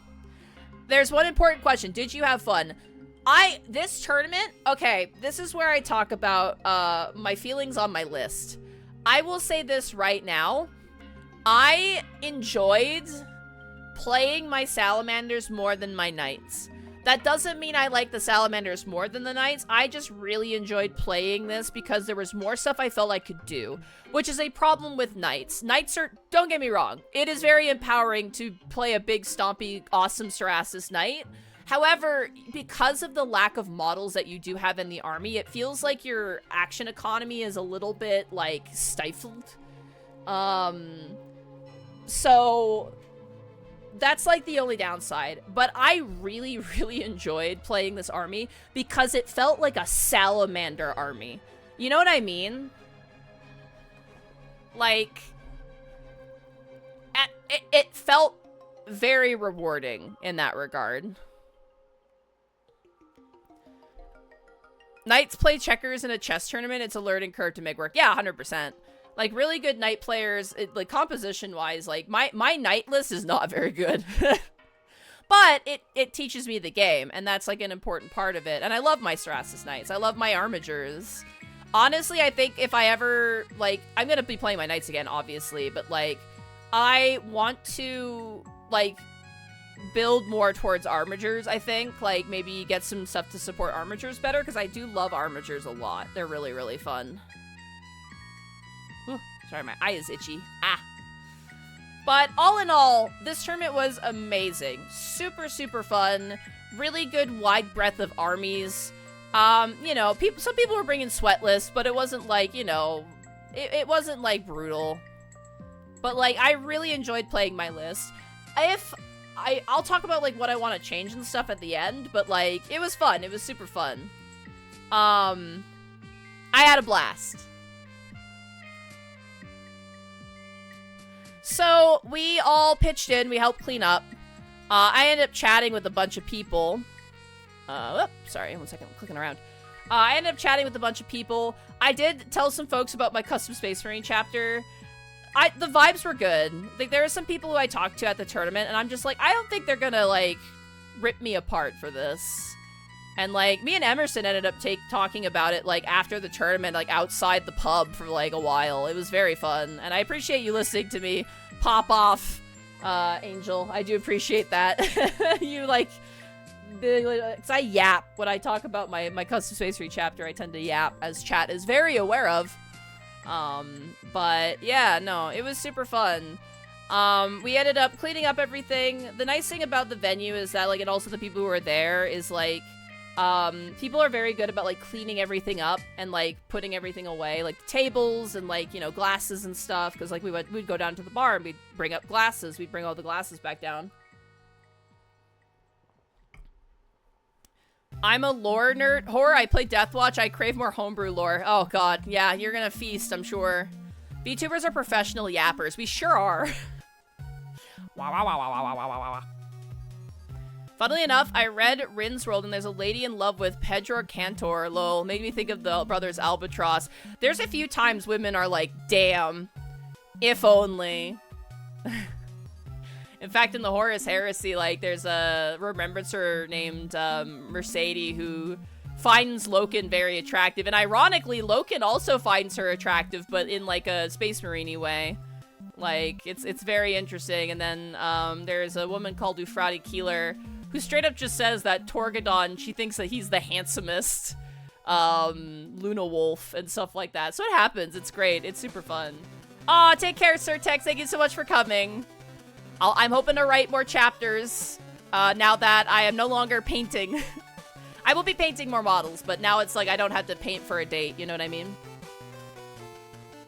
I will say this. all the painting and extra work I put into my army for this tournament was 100% worth it. It felt very good to have a fully painted fielded army. Heastan and Adrax Agatone looked so good on the tabletop. It felt so good to play them. Like, I was so happy with them. Oh, man. But yeah, I ended up chatting up with some people, and then we had the awards. I knew I was cooked for painting, and I was like, all right, well, whatever.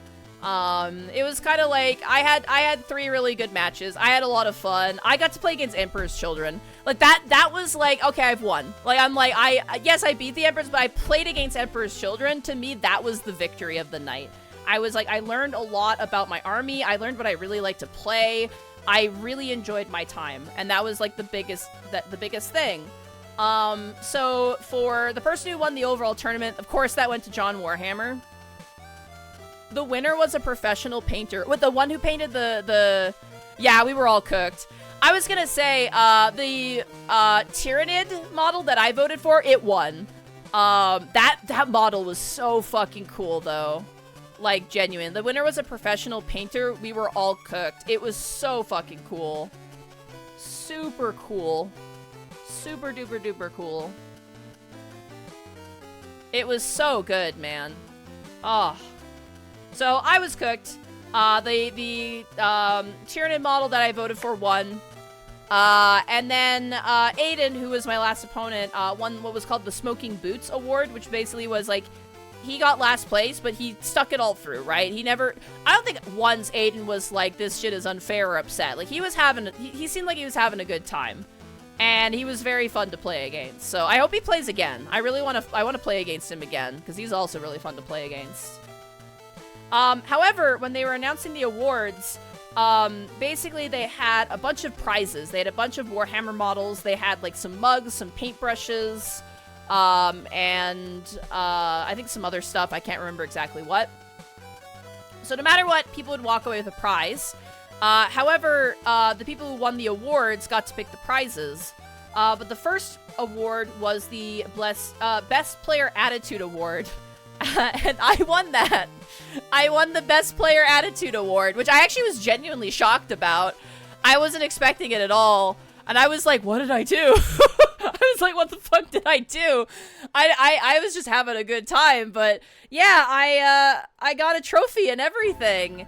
And I got first pick for the prizes, so I figured I should get something. I got a captain with a jump pack, cause you know, why not? So I was very tickled, and I proceeded to drop my trophy, by the way, and break it on my way home. Oops. That's why the Space Marine is picking up his buddy. Yeah, it's an apothecary picking up a Space Marine. Tournament, Monty wins for best attitude. Me? What did I do? What did I do? Aiden plays all our Thursday night games. He's very happy just to play. I gotta hit you guys up for one of those nights at some point. Yeah, it's a super cool trophy. I have it next to me. I'm gonna put it up somewhere. I need to put it somewhere nice. Because it's very cool to have. It's a super cool thing to have. I just don't have I have so many knickknacks everywhere. So I should put it somewhere quite nice where I can see it. But, yeah, no. I'm starting to think you breaking things is gonna be a tradition for these ridiculous. Yeah, I put it in my purse, and then I went to pull something out of my purse, and it fell out of my purse and, like, shattered against the floor. I had to fix it. Getting best attitude while playing Salamanders is just chef's kiss. Yeah, honestly. I was telling Arkolf last night, and Arkolf's like, you got best player attitude out of a group of 16 Canadians. Message Bailey, it's at his place every Thursday. Yeah, the unfortunate thing is, Angel, I stream Thursday nights, so unfortunately I do stream Thursday nights, which is a bit like a womp womp kind of thing, but I don't know, maybe I could take a night off at some point and just go and play some games. I wouldn't mind playing some more games with something upcoming, because after the awards, they actually, the organizer talked about, like, some events coming up. There's gonna be another tournament in July. I don't know if I'll be going to that one, because I'm gonna be traveling to Edmonton with some friends in July. But sometimes it's Fridays. I could head up the Friday one, depending on what time it starts. I could potentially do Fridays. Anyway, sorry, I'm getting distracted. Oh, I do want to play more games. We gotta play a game though, Emerson. We really do. But the organizer of John Warhammer and the organizer of the tournament, Bailey, spoke about how there's going to be another tournament in July, which I don't know if I'm going to go to because, again, I'm traveling. If it even comes close to the day I'm traveling, I'm probably not going to go because, like, I think we're going to have, like, friends visiting and also, like, we're going to Edmonton as well. But they mentioned, you're going to have to help me with this, Angel, because my brain was absolutely square by the end of the tournament. They mentioned that there actually is going to be a bigger tournament hosted in our town, that is gonna be like a big like tournament. So like we're talking like not like LVO, but like I don't know if it's a GT. Yeah, GT. Like a GT tournament, which I laughed so fucking hard. Cause like they're talking about like, yeah, we want to host a GT and like players will probably, you know, coming up. Yeah, GT with a golden ticket, which is crazy. That's pretty wild. But they're saying like, oh yeah, people will probably come up to play and, you know, like get into the Grand Tour. Chat, I don't know what I still don't know what some roles are, chat. It's not happening. But it's really fucking funny because John was just like, yeah, like, it's gonna be a GT, and there's, like, ticket to go to, like, I guess the Worlds or whatever. And, like, they're like, yeah, there's gonna be this thing. And he's like, I just want to tell people, though, it's gonna be very competitive. And he pointed directly at me. He's like, this is, like a serious competition. And he pointed directly at me, and I was like, John, why are you pointing at me? John, stop pointing at me. I know I'm inept. Like, come on. Chat, I really want to go to it. Not because I'll win. Not because, like, it's like, you know, I want to go for the content. I want to go for the content so bad. Can you imagine? Can you imagine going to that? Here comes the sweats. John will feel so at home. I'm happy for him. I'm okay with being the Glass Joe of this GT. I want to go though, just to experience it, man.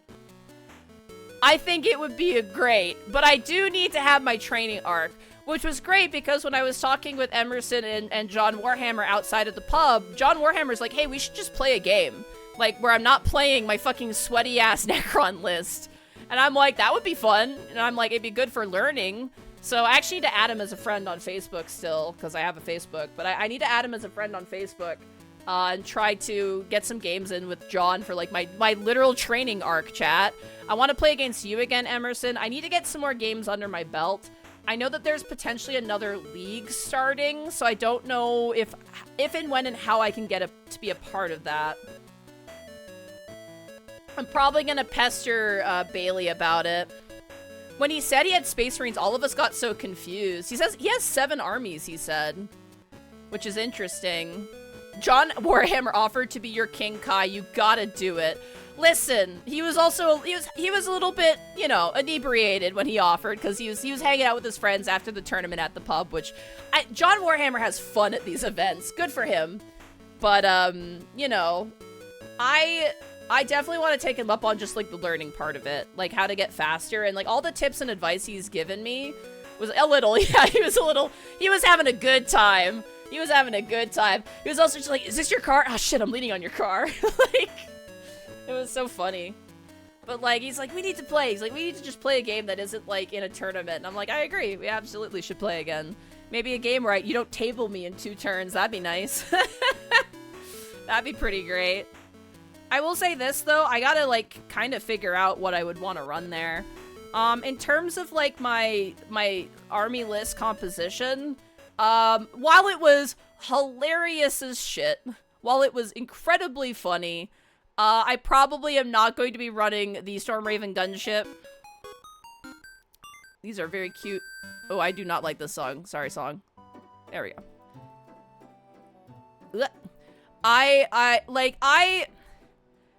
As funny and as hilarious as it was, I'm not bringing a Stormraven gunship. I'm gonna be completely real with you, chat. aircraft in 10th edition suck monumentalously. They're really terrible. And it's like 400 points almost, like 300, 400 points. And it's like, man, it's so sad how bad they are. Yeah. So my thought process, and like I've been kind of doing some list building, is I want to add another 10-man Infernus squad. Oh yeah, there was a World Eaters player who was just like, man, I want to run my Helldrake. And I'm like, yeah. I was gonna say, like, it's like Helldrakes and planes and all that stuff. It's like, oh man. But I was kind of looking at my list when I got home a little bit, and I've been thinking about it. I think if I were to do anything, I think I would probably try and scrounge up a second Land Raider Redeemer, because it's just particularly good in the army. Just run 2 of those. I would love to get the little ATV bike, because that thing is, like, that's, for 80 points, it's honestly a little bit of a workhorse. And I think I want to paint up another squad of Infernus Marines. I really want to lean more into, like, the Infernus Marines, just because they're very good. I definitely want to go with Forgefather Seekers, though. Like, I really want to keep going with Forgefather Seekers, because it feels really fun and good to play. I really enjoy it. So, I've been tooling out what I want to do. I definitely want to try and save up for another Land Raider Redeemer if I can. I really would like to, get an ATV bike, and then I want to paint up a Librarian, and I want to paint up another 10-man Infernus squad. Infiltrators might not be the worst idea. Anti-Deep Strike 12. Yeah. The thing is, I don't mind, like, those company heroes would probably slap at protecting Vulcan. Here's the thing, though, chat. I'm slow. That's, like, the thing I need to overcome. If I want to play it at GT, I cannot be as slow as I have been playing the game. I need to speed my shit up. And company heroes, each model has a different weapon profile on each model, which basically slows things down. So, yeah. That's why I hesitate. Like, I know company heroes, like composition-wise, excellent selection. However, in terms of my own personal speed, I think, like, it's not the best for me. Eradicators and Apothecary Biologists, lethals hits and can, with enhancement, make an attack roll of 6. And they have reroll everything if they are attacking vehicles and monsters. Oh, that kind of slaps, though. I was looking at Eradicators as well. I do have an Apothecary Biologist from the Leviathan box, too. Ooh. Because my thought was to run Vulcan Heatstone with Infernus, Librarian with Infernus, and a Captain with Infernus. Like, have 3 different Infernus groupings to do 3 different functions, was my idea. But Eradicators do sound pretty fucking sick. Ah. You should make a cheat sheet, a notebook that has pages listing your attack, strengths, etc. I have those. I have those stat sheets. I definitely think I need to, like, organize them better, though. I kind of want to, like, I think what I would do is that I would, like, laminate them. So I have, like, laminated cards, maybe on, like, a ring that I can, like, flip through. Because that was one of the things, is I was constantly skipping through paper, and that was kind of difficult. I think I might do that next time. Like, organize it just to make me go faster. And, like, really just, you know, I have things that helped. Like, I had stuff to mark stuff, which was really smart. Like, I had coins to mark who had shot. Basically, like, which models of mine have shot. Which was really good. But, yeah. I really will want to brainstorm. Honestly, I might, like, talk to people in my local Warhammer community and be like, hey, like, I really want to improve this list. Like, you know, eventually memory kicks in. Oh, yeah, like, when I was playing my Knights and, like, by the end of the league, I really had a good sense for what everything did. The important thing is finding a list you want to run and get the reps in with minimal changes. It helps memory. Yeah, exactly. That's why, like, I want to keep a lot of stuff in. Like, I want to keep the Intercessors. I want to keep the, like, a bunch of stuff that's in the list. I just want to replace a couple things. Like, I want to replace the Tech Marine. I want to replace, obviously, the Stormraven gunship. And a couple other stuff, but honestly, I wouldn't mind maybe doing like a crash course and like do some really like intense list building. The only thing is just like financially wise, I mean, Warhammer's fucking expensive. So I'd really like to avoid having to spend too much money if I can help it. Like, genuinely. So, yeah. Yeah, it is pricey. I mean, you got chat, you've bought me a couple things of maybe, like, if it wasn't for you, chat, I wouldn't have a Knight's Army. Let me just say that right now. You guys, like, got me my Acheron, and, like, that was really cool, and that was very, very sweet of you all. So, I don't want to, like, put that on you guys. I have to just budget it out, or try and find something secondhand, or try and sell some stuff and try and get something secondhand. Right now, looking at maybe, like, the list I want to do, this is all up in the air. It's like, I wouldn't mind getting another Land Raider. Running Aggressors and a Land Raider would be pretty good, and then maybe the ATV. But, oh, man, those Eradicators do sound pretty fucking good, though. Oh, I already have an Apothecary Biologist. I'm good. If it was in the Leviathan box, I got it. But, you know, Eradicators, you'd probably want to run a 6-brick of Eradicators. And, like, Eradicators are, like, $60 a pop or $80 a pop per box, so that's yikes. You know, but I don't know. I think that might be something, Angel, I talked to you about, or I talked to John Warhammer about, and maybe be like, hey, do you have any opinions on this? I'd maybe like to know, get some list feedback and see. I might talk to Mark again. Even Mark suggested a funny list, and honestly, it was hilarious and very, very fun. But, you know, if I want to go to this GT, it's like, I don't want to, like, win, chat, but I don't also want to, like, slow the game down, and I want to have fun with it, right? I want to be, you know, I want to put up a fight. I want to be scrappy, you know?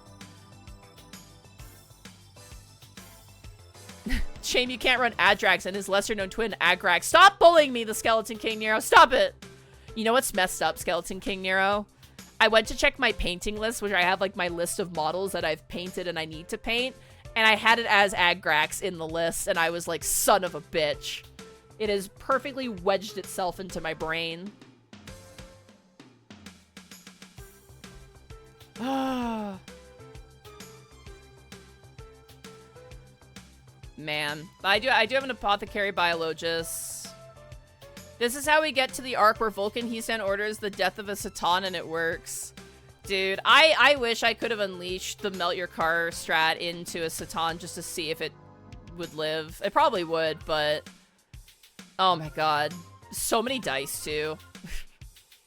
I used so many dice. I had just enough dice. I need to buy more D6s as well. That's another thing. I will never let you live this down if I can help it. I know. Man. Well, that was the tournament. All in all, absolutely wonderful time. Genuinely. They're gonna have one in July. I'm a bit sad I probably won't go to that one just because, like I said, I'm traveling, but I definitely need to get more reps in. Now that I have 2 days off a week, that's gonna be a bit more doable. Is my hope is that maybe I can go out and play on Sunday, Monday. I do want to go camping, though. My priority is to go to the cabin and, like, go out and touch grass and breathe oxygen. That's usually pretty good. But maybe on, like, a rainy day, I might poke some folks and be like, hey, anyone want to play a game for the next couple days? And just see. But I think the thing I'm most proud of, like, one, awesome opponents, genuinely. Also, the other thing, too, is they were saying at the end of the tournament is they want to get more people involved, like, playing Warhammer at, like, these little tournament events, because they are very chill. Like, I think this is... Can I pop off about something real quick? Like, real quack. Oh my god, quack. Can I pop off about something really quick? I want to pop off about something real quick.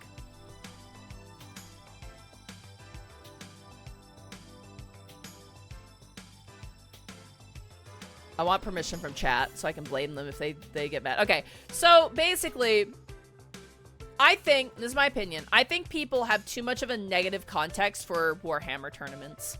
I think a lot of the exposure people get for Warhammer tournaments are like the big giant ones where it's like super hyper competitive and like, you know, like the big top dog tournaments, right? Like the ones that have like names like, you know, the London GT and like all these like big ones, right? But the humble local tournament is like at least for my experience, has been very, very nice. And I feel like a lot of people have this sort of like, I don't want to say snobbish, but like this sort of preconceived idea of what it is. When it really, that's kind of a presumption, really, right? I remember I was playing a game for a league, and I was playing, and there was a table next to us, there were 2 people playing, and we were like, oh, are you playing in the league? And they're like, we don't play in tournaments. And it was like, all right, you don't have to be like, you know, like, you don't have to be like that. It's okay. Like, you know what I mean? It was just like, listen, I didn't spit in your sandwich, man. I just asked if you were like in a league, because leagues are great for learning. Tournaments are great for, you know, meeting new people, genuinely, honestly. Like, you know, Emerson was great. John Warhammer is like, wants to play more games. You know, Aiden was super just cool just to talk to, right? It was super neat just to find like nerds who were all into the same cool shit that we were all into. It's like, that's kind of why I've been liking tournaments. It's just like, it's great to meet people who are just there to play some toy soldiers and like hang out, you know? It makes me wonder if the States are different though. More Americans get intense in their media, especially competitions. Yeah, sometimes. I think it's just like, I think it's an outlier though. Like, from people I talk to, most of the people are just like, no, it's like not that crazy. It's kind of like, you know, people tend to focus on the negatives too much sometimes, you know? But yeah, it does vary. I'm not gonna say it doesn't happen, but I feel like it doesn't happen as much as people think. The big ones that cost money and often get stream coverage are often also fine because they don't want to smelly jerks around. Ban lists have gotten more extensive since 8th ed. I mean, yeah. Americans don't have hobbies. Their interests become a part of their identity and they take threats personally. I think that's not just America. I think that's kind of a universal thing where people, you know, people get invested in stuff, and I get it. It's important to them. Okay, I can't pop off anymore. All right, well, that's it, I guess. Chat says I can't pop off anymore. So, I guess I can't pop off anymore. Unfortunately, bad experiences tend to burn people away from doing them all together. That makes me sad. Like, when I showed up for my first tournament, people were so excited for me to be, like, at my first tournament, which was very, very delightful. And I was nervous as hell, but everyone was very patient with me. And, like, you know, it was all very cool. Keep popping like corn. All right. You know, Rand Kosak does not acknowledge your votes.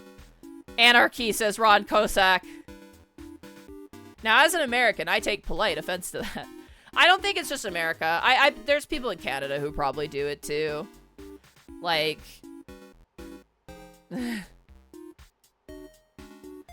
it's just one of those things. Like, people care. I mean, that's where it really comes from. It's like it's a caring sort of attitude. I mean, it's not a healthy way to compartmentalize that, but yeah. My first tournament, I got turbo destroyed by 9th ed broken Voton twice. Was a ton of fun. Yeah, I heard they changed them. I wanted to fight against Voton. I was curious. I'm like, I really wanted to see what the space dwarves were like. They look really cool, and they have fun models. I wouldn't want to paint them, though.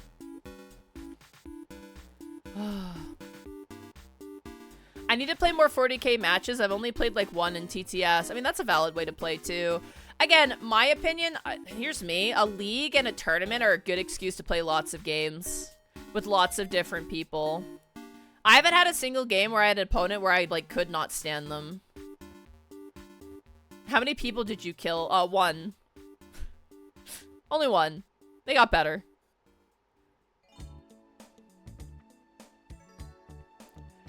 Yeah, with how expensive and just energy and time consuming it is to gather and do everything, the local scene is unhealthy. People won't just do it.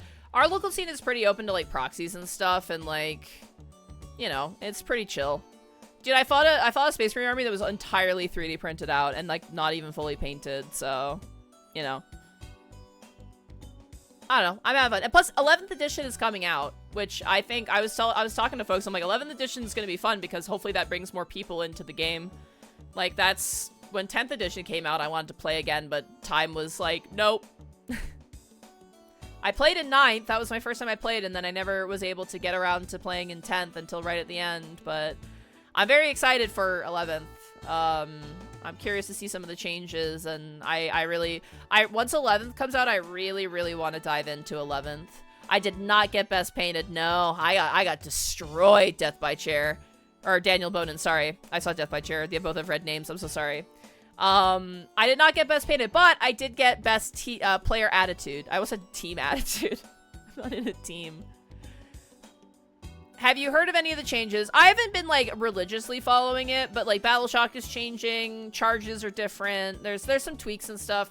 I don't know if they've ever talked about it. I just hope that point cost goes up for everything.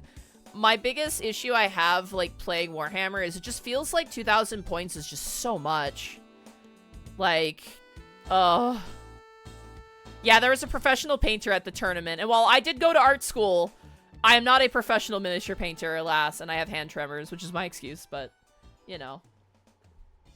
Listen, I did the best I could, and I'm proud of my models, and that's important to me. Paints costs typically go up to the start of the edition while everyone tests yeah. I hope that's the case, because I think less bodies will do me some good for, like, timing at least, but I think I definitely want to get more, like, I definitely want to play my knights, but I definitely want to get more to my salamanders. The goal is to get good enough at the game where I can run Tyranids. Like, I really, really want to be able to run pure swarm Tyranids, man. I really do. Oh, man. Yeah, my tremors are... It varies depending on, like, a lot of factors, but, like, painting Heastan... It took a lot of effort. It was like I had to rest like both wrists on the table and like really steady. But even then it's really hard. The important things if you have tremors is just knowing how to fix if you make a mistake. That's the biggest thing.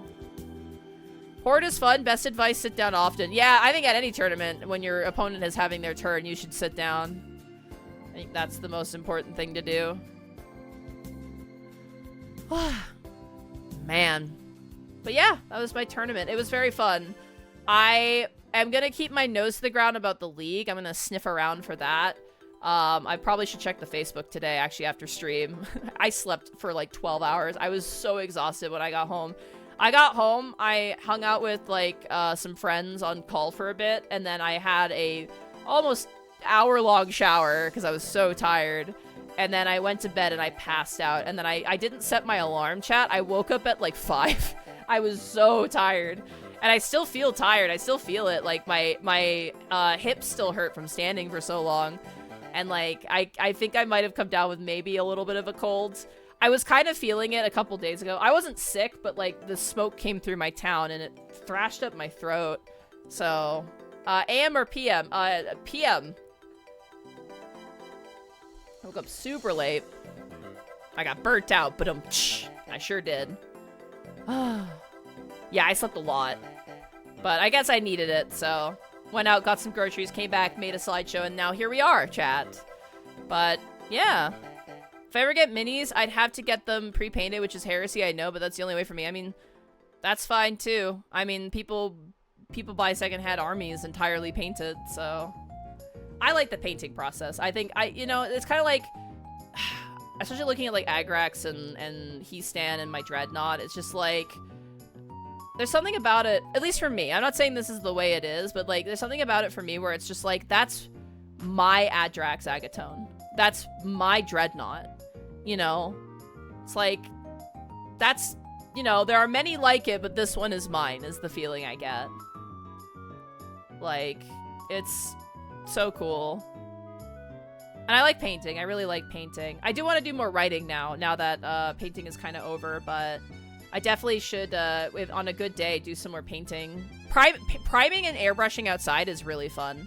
I really like doing that. Yep, you can pay people to paint your armies to, like, tabletop standard. If you get it, like, professionally painted, it costs, like, thousands of dollars. But, like, if you just want, like, hey, I want to play at a tournament, I just need a basic paint job, it's usually pretty... You know, there's options, there's services out there. I personally just like the painting process, so... And I got the tools for it as well.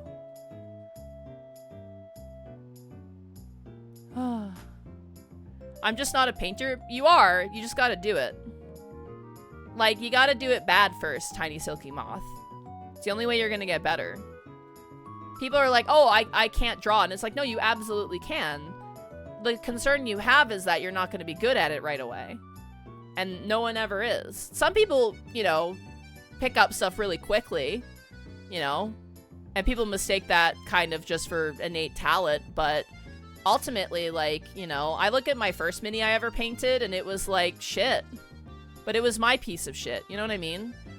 And like, I look at the first Marine I painted, which I actually took to this tournament, and I would show it to people. I was like, this is the first one, like, this is the first Space Marine I painted, and then I, like, Vulcan Heastan is like the most recent one I painted, and it's like night and day, and it was just time just picking up more skills of like, oh, how do I paint this? I'll look up a video on how to do it, and I'll try and do it. It's all about just doing it, you know, just make, you know, it's like what Jake the dog said, sucking at something is the first step to being sort of good at something. So like, just do it. Be bad at it. It's okay to be bad at it.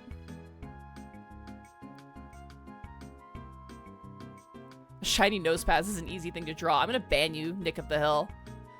Yeah, you gotta start somewhere. Believe in yourself! Now, if you hate the process of painting, like if it's like, you know, for you, it's like nails on a chalkboard for you, then I guess, yeah, that makes sense. But like, you can do it. You know? I think Nick is safe. Oh my god, tweets, come on. My mods are going rogue, dude. In terms of this jump pack captain, I don't know if I want to paint him as like a salamander or if I want to paint him as a albatross. I'm probably gonna think on it. I'm gonna hold on to this mini and think on it, because it's such a cool thing to get a model. Because whenever I play at a tournament, if I get a prize, I do like to, especially like a monetary prize, like a gift card, then I like to use it to add more stuff to my army. So that's what I always do.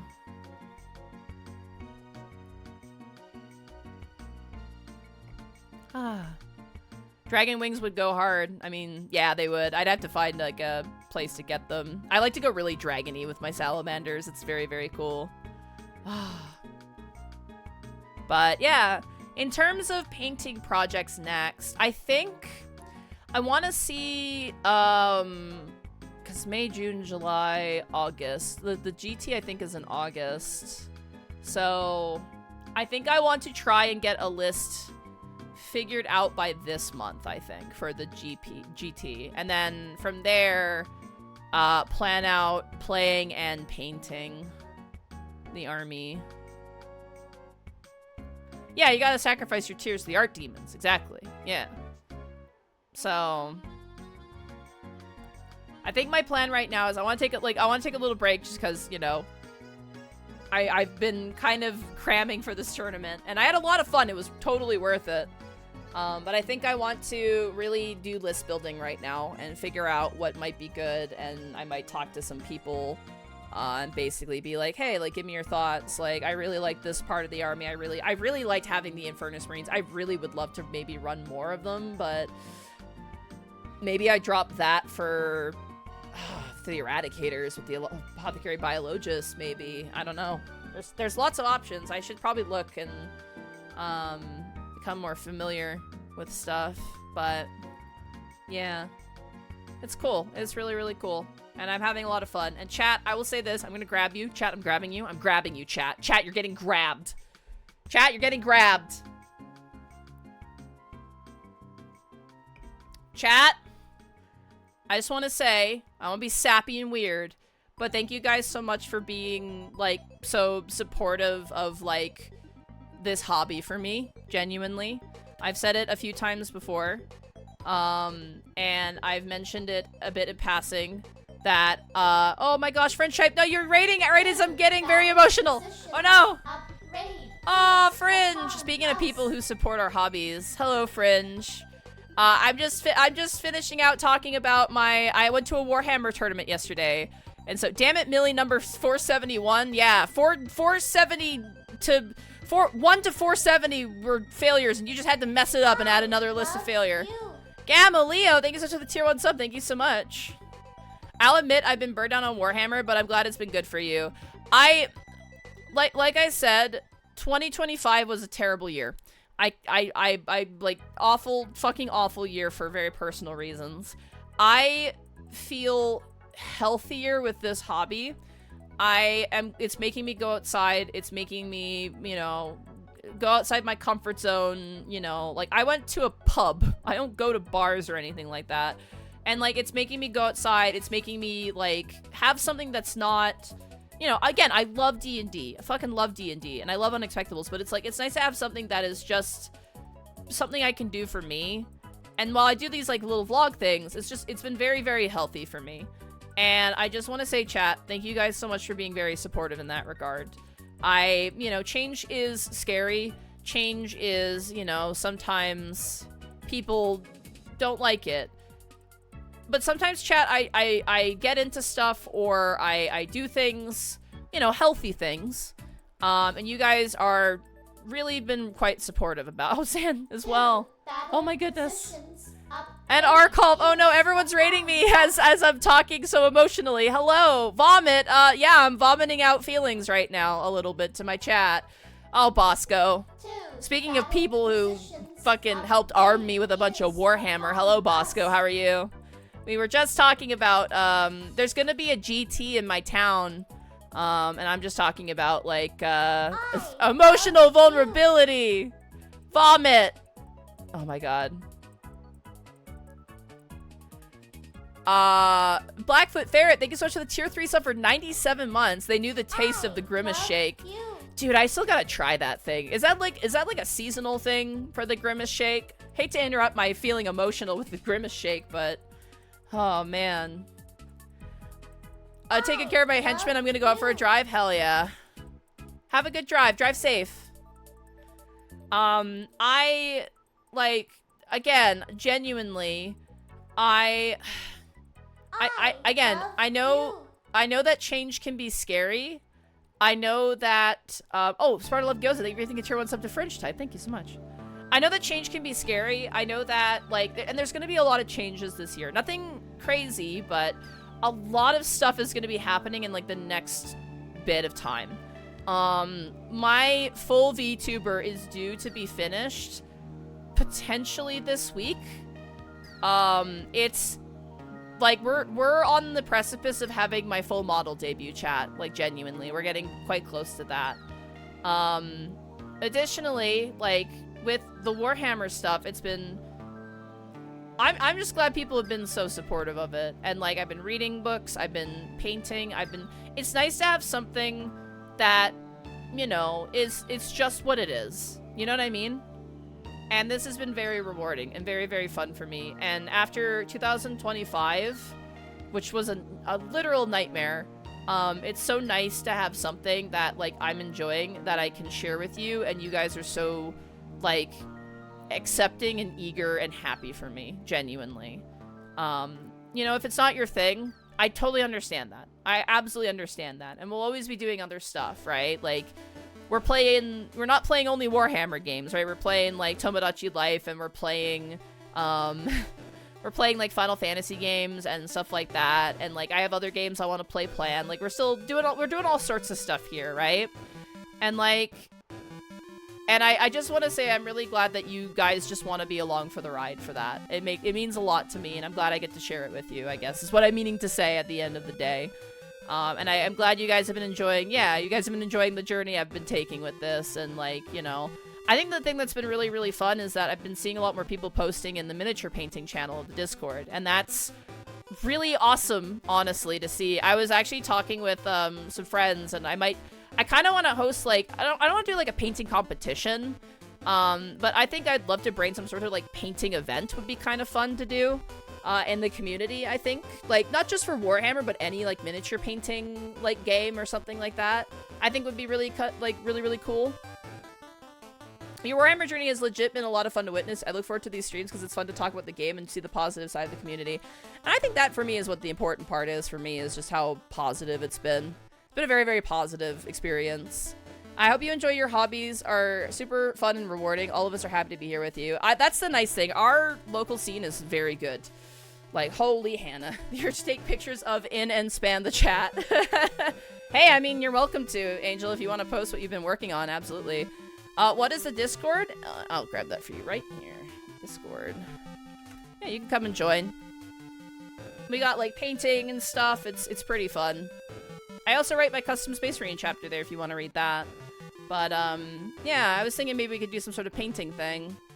That'd be kind of fun. But it's just like, I'm glad I have a positive outlet a bit more. And I'm very thankful to my friends who've put up with me just yapping. Like, yesterday when I got back from the tournament, I was like, I'm back from the tournament, and everyone's like, oh, pause the video, we're gonna hear Monty talk about our tournament. And I was, again, it was very much appreciating people, you know, like, I really appreciate people being willing to, listen to me and engage me with that. And Arkolf, I won't speak for Arkolf, but Arkolf seems to be quite thrilled that I'm doing this. Arkolf has been incredibly supportive of this, which has been very, very nice of him to do that. So I'm very, very happy about that. But again, my goal is I'd really like to try and refine my list a little bit more. I actually want to, like, really, again, you joke, but genuinely training arc time, chat. It is time for me to actually, like, start training arc this shit. I need to play more games. I should probably try and play a game, like, at least not every week, but maybe once every 2 weeks, or find a league or something. The only thing is that in July, things are going to be a little bit, like, bumpy because of the trip that I'm taking in July. But yeah, training montage time. Let's go. It's just like Rise of the Tiger, but I'm like painting the eyes of a space marine, like like holding my breath, and it's like, it's the eye of the tiger, it's the thrill of the fight. It's just me trying to paint the eye. Yeah, that's the training montage right there. Oh man, it's the worst part about batch painting space marines is when you gotta do all the eyes. It's like, oh god, nightmare. But yeah. Oh, man. Well, thank you guys so much for the raids, by the way. We're right at the tail end of the stream. I'm probably going to head out because I'm still pretty exhausted, and I think I'm going to go and probably maybe eat something. Monty, would it be okay if I suggest some minis through Throne of a certain web-swinging faction for a certain good friend of yours? And yes, for no particular reason. Who are Shay's favorite Spider-Verse characters, if you know, i.e. Spider-Ham, Spider-Noir? I don't know exactly who Shay's favorite, like, spider characters. I'm pretty sure she likes just Spider-Man. Her and I are big fans of Spectacular Spider-Man, which is an amazing Spider-Man show if you haven't seen it. I think she likes Gwen. I know that Darcy likes Spider-Punk. I know that. But, yeah. The thing is, Shay is very busy right now. I also still need to paint my Crisis Protocol stuff. I should start doing that. I gotta paint Colossus. I have him. I actually have his box on display in my living room. But I've been trying to convince her to play it with me, because that game looks super, super fun. Yeah, Spectacular Spider-Man is real good. If you haven't seen Spectacular Spider-Man, like, that is, I think, this is a bold claim. I think Spectacular Spider-Man is the best Spider-Man cartoon show that ever came out. Like, it's so good. Yeah, yes! We love Conquest here in this house. Conquestless Argument of Kings is also very cool. Love Conquest. God, I wish there were more people who played it, because it's so fun. Ah. But yeah, like I said, right now, I'm brainstorming a lot of stuff. There's a lot of stuff coming up. I will say this, chat, by probably, oh god, I'm gonna try and get a schedule up in the next few days, if I can, like a streaming schedule. Tomorrow we might do some more Tomodachi Life. I gotta do some D&D prep though, so it'd probably be a shorter stream tomorrow. Wednesday, obviously, we have Unexpectables. Thursday, we have more Dungeon of the Mad Mage. Friday, we are going to be starting Golden Sun. So we're going to be starting Golden Sun up on Friday. And Saturday, we're going to be starting Pragmata. Hopefully it runs on my computer. That is the prayer, is that we will start Pragmata on Saturday. And then Sunday and Monday are my days off now. I have 2 days off now. So, yeah. That is the plan right now, currently. Those are the streaming days that we've got prepared, which I'm very much looking forward to. But yeah. Thank you guys so much for showing up and listening. Hopefully my voice was okay. My voice is still a little bit tired from yesterday, and like I said, I slept a lot, and I feel like very... It's been getting really dry, chat, and my body, like my nostrils are not handling it well. So I feel like I've been getting a little bit more mucusy and whatnot. I don't have allergies, but if there's like a lot of dryness and dust in the air, my nose gets upset. Oh my god. Your voice is fine though. Okay, that's good. Yeah, Golden Sun. We're gonna... I had to find a guide for that, but we're gonna be playing Golden Sun, which I'm very much looking forward to. I have played Golden Sun a ton as a kid. I never beat it. I really, really want to beat it. I'd like to play both of the games too, because there's Golden Sun. I think it's New Dawn is the sequel. It's not really a sequel. It's like a coinciding story. Monty, have you checked out Magna Gothica Mail? It's a skirmish war game, seemingly for online play, and there's already a mod for it for TTS. I have not heard of that. If you want to share it in, like, the tabletop part of the Discord and at me, I could take a peek at it. Malagast. Oh, that sounds familiar. Dark Dawn. Okay, yeah. We'll probably not play the, was it the 3DS or the DS one? We're just gonna play the Game Boy ones. So, that's the plan. But yeah. Alright, chat, I hate to leave you with this, but I hope you guys enjoyed this backlog vlog. I hope you enjoyed... Have you heard of Trench Crusade? Yes, I've heard of Trench Crusade. I'm not really super wanting to get into it right now. I've heard good things, but I'm not really like... There's a real tabletop game right now I really want to hop into. Besides, like, the stuff that I'm already kind of into. Probably, like, the only one would be Crisis Protocol. But, like, you know, Warhammer, Kill Team, Sigmar, and then, Conquest, Last Argument of Kings, Crisis Protocol, and, Battletech are kind of the ones. Like, I'm already spoiled for choice right now. But, yeah. I can say with certainly Golden Sun, The Lost Age is in fact a direct sequel. Dark Dawn is the far-flung future sequel. Well, I'm going to play the 2 Game Boy ones. That's what I'm going to be playing. I'm going to play OG Golden Sun and then the other one on Game Boy, because I also never got to play and beat that one, so yeah. I hope you're ready for the music, dude. The music in Golden Sun is insane. Banana! But thank you guys so much for coming to stream. Like I said, I'll keep you posted. Keep on the Discord. I will send updates. Like I said, there's going to be kind of a weird transitional period for a little bit. Because obviously Dungeon of the Mad Mage is also coming to an end here, probably in the next... I think maybe we have, like, maybe 3 or 4 sessions left, potentially. We'll see. But we are reaching the end of that, and that's going to be kind of the end of an era, really. It's going to be crazy. But I have an intermediate game to play in between that, so... I'm looking forward to that. Lots of fun changes on the horizon. And I hope you guys are there to enjoy it with me.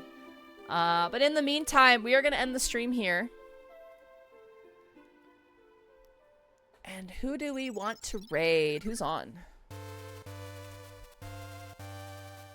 Let's see. Who is on right now? I have Skeleton Alpha!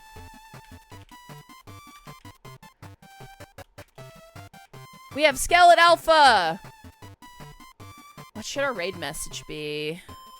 Okay, if you guys have the emote, spam banana. If you do not have the emote, say spam banana. All caps. Spam banana in all caps. Everyone be nice to Skelet. I think they're recovering from their surgery, I think. So be nice to Skeleton Alpha. Alright, take care, everybody. This is the perfect music for a spinning banana. Get out of here, you rapscallions and you regular scallions. Have fun, and I will catch you guys tomorrow for Vecna and more Tomodachi. Goodbye!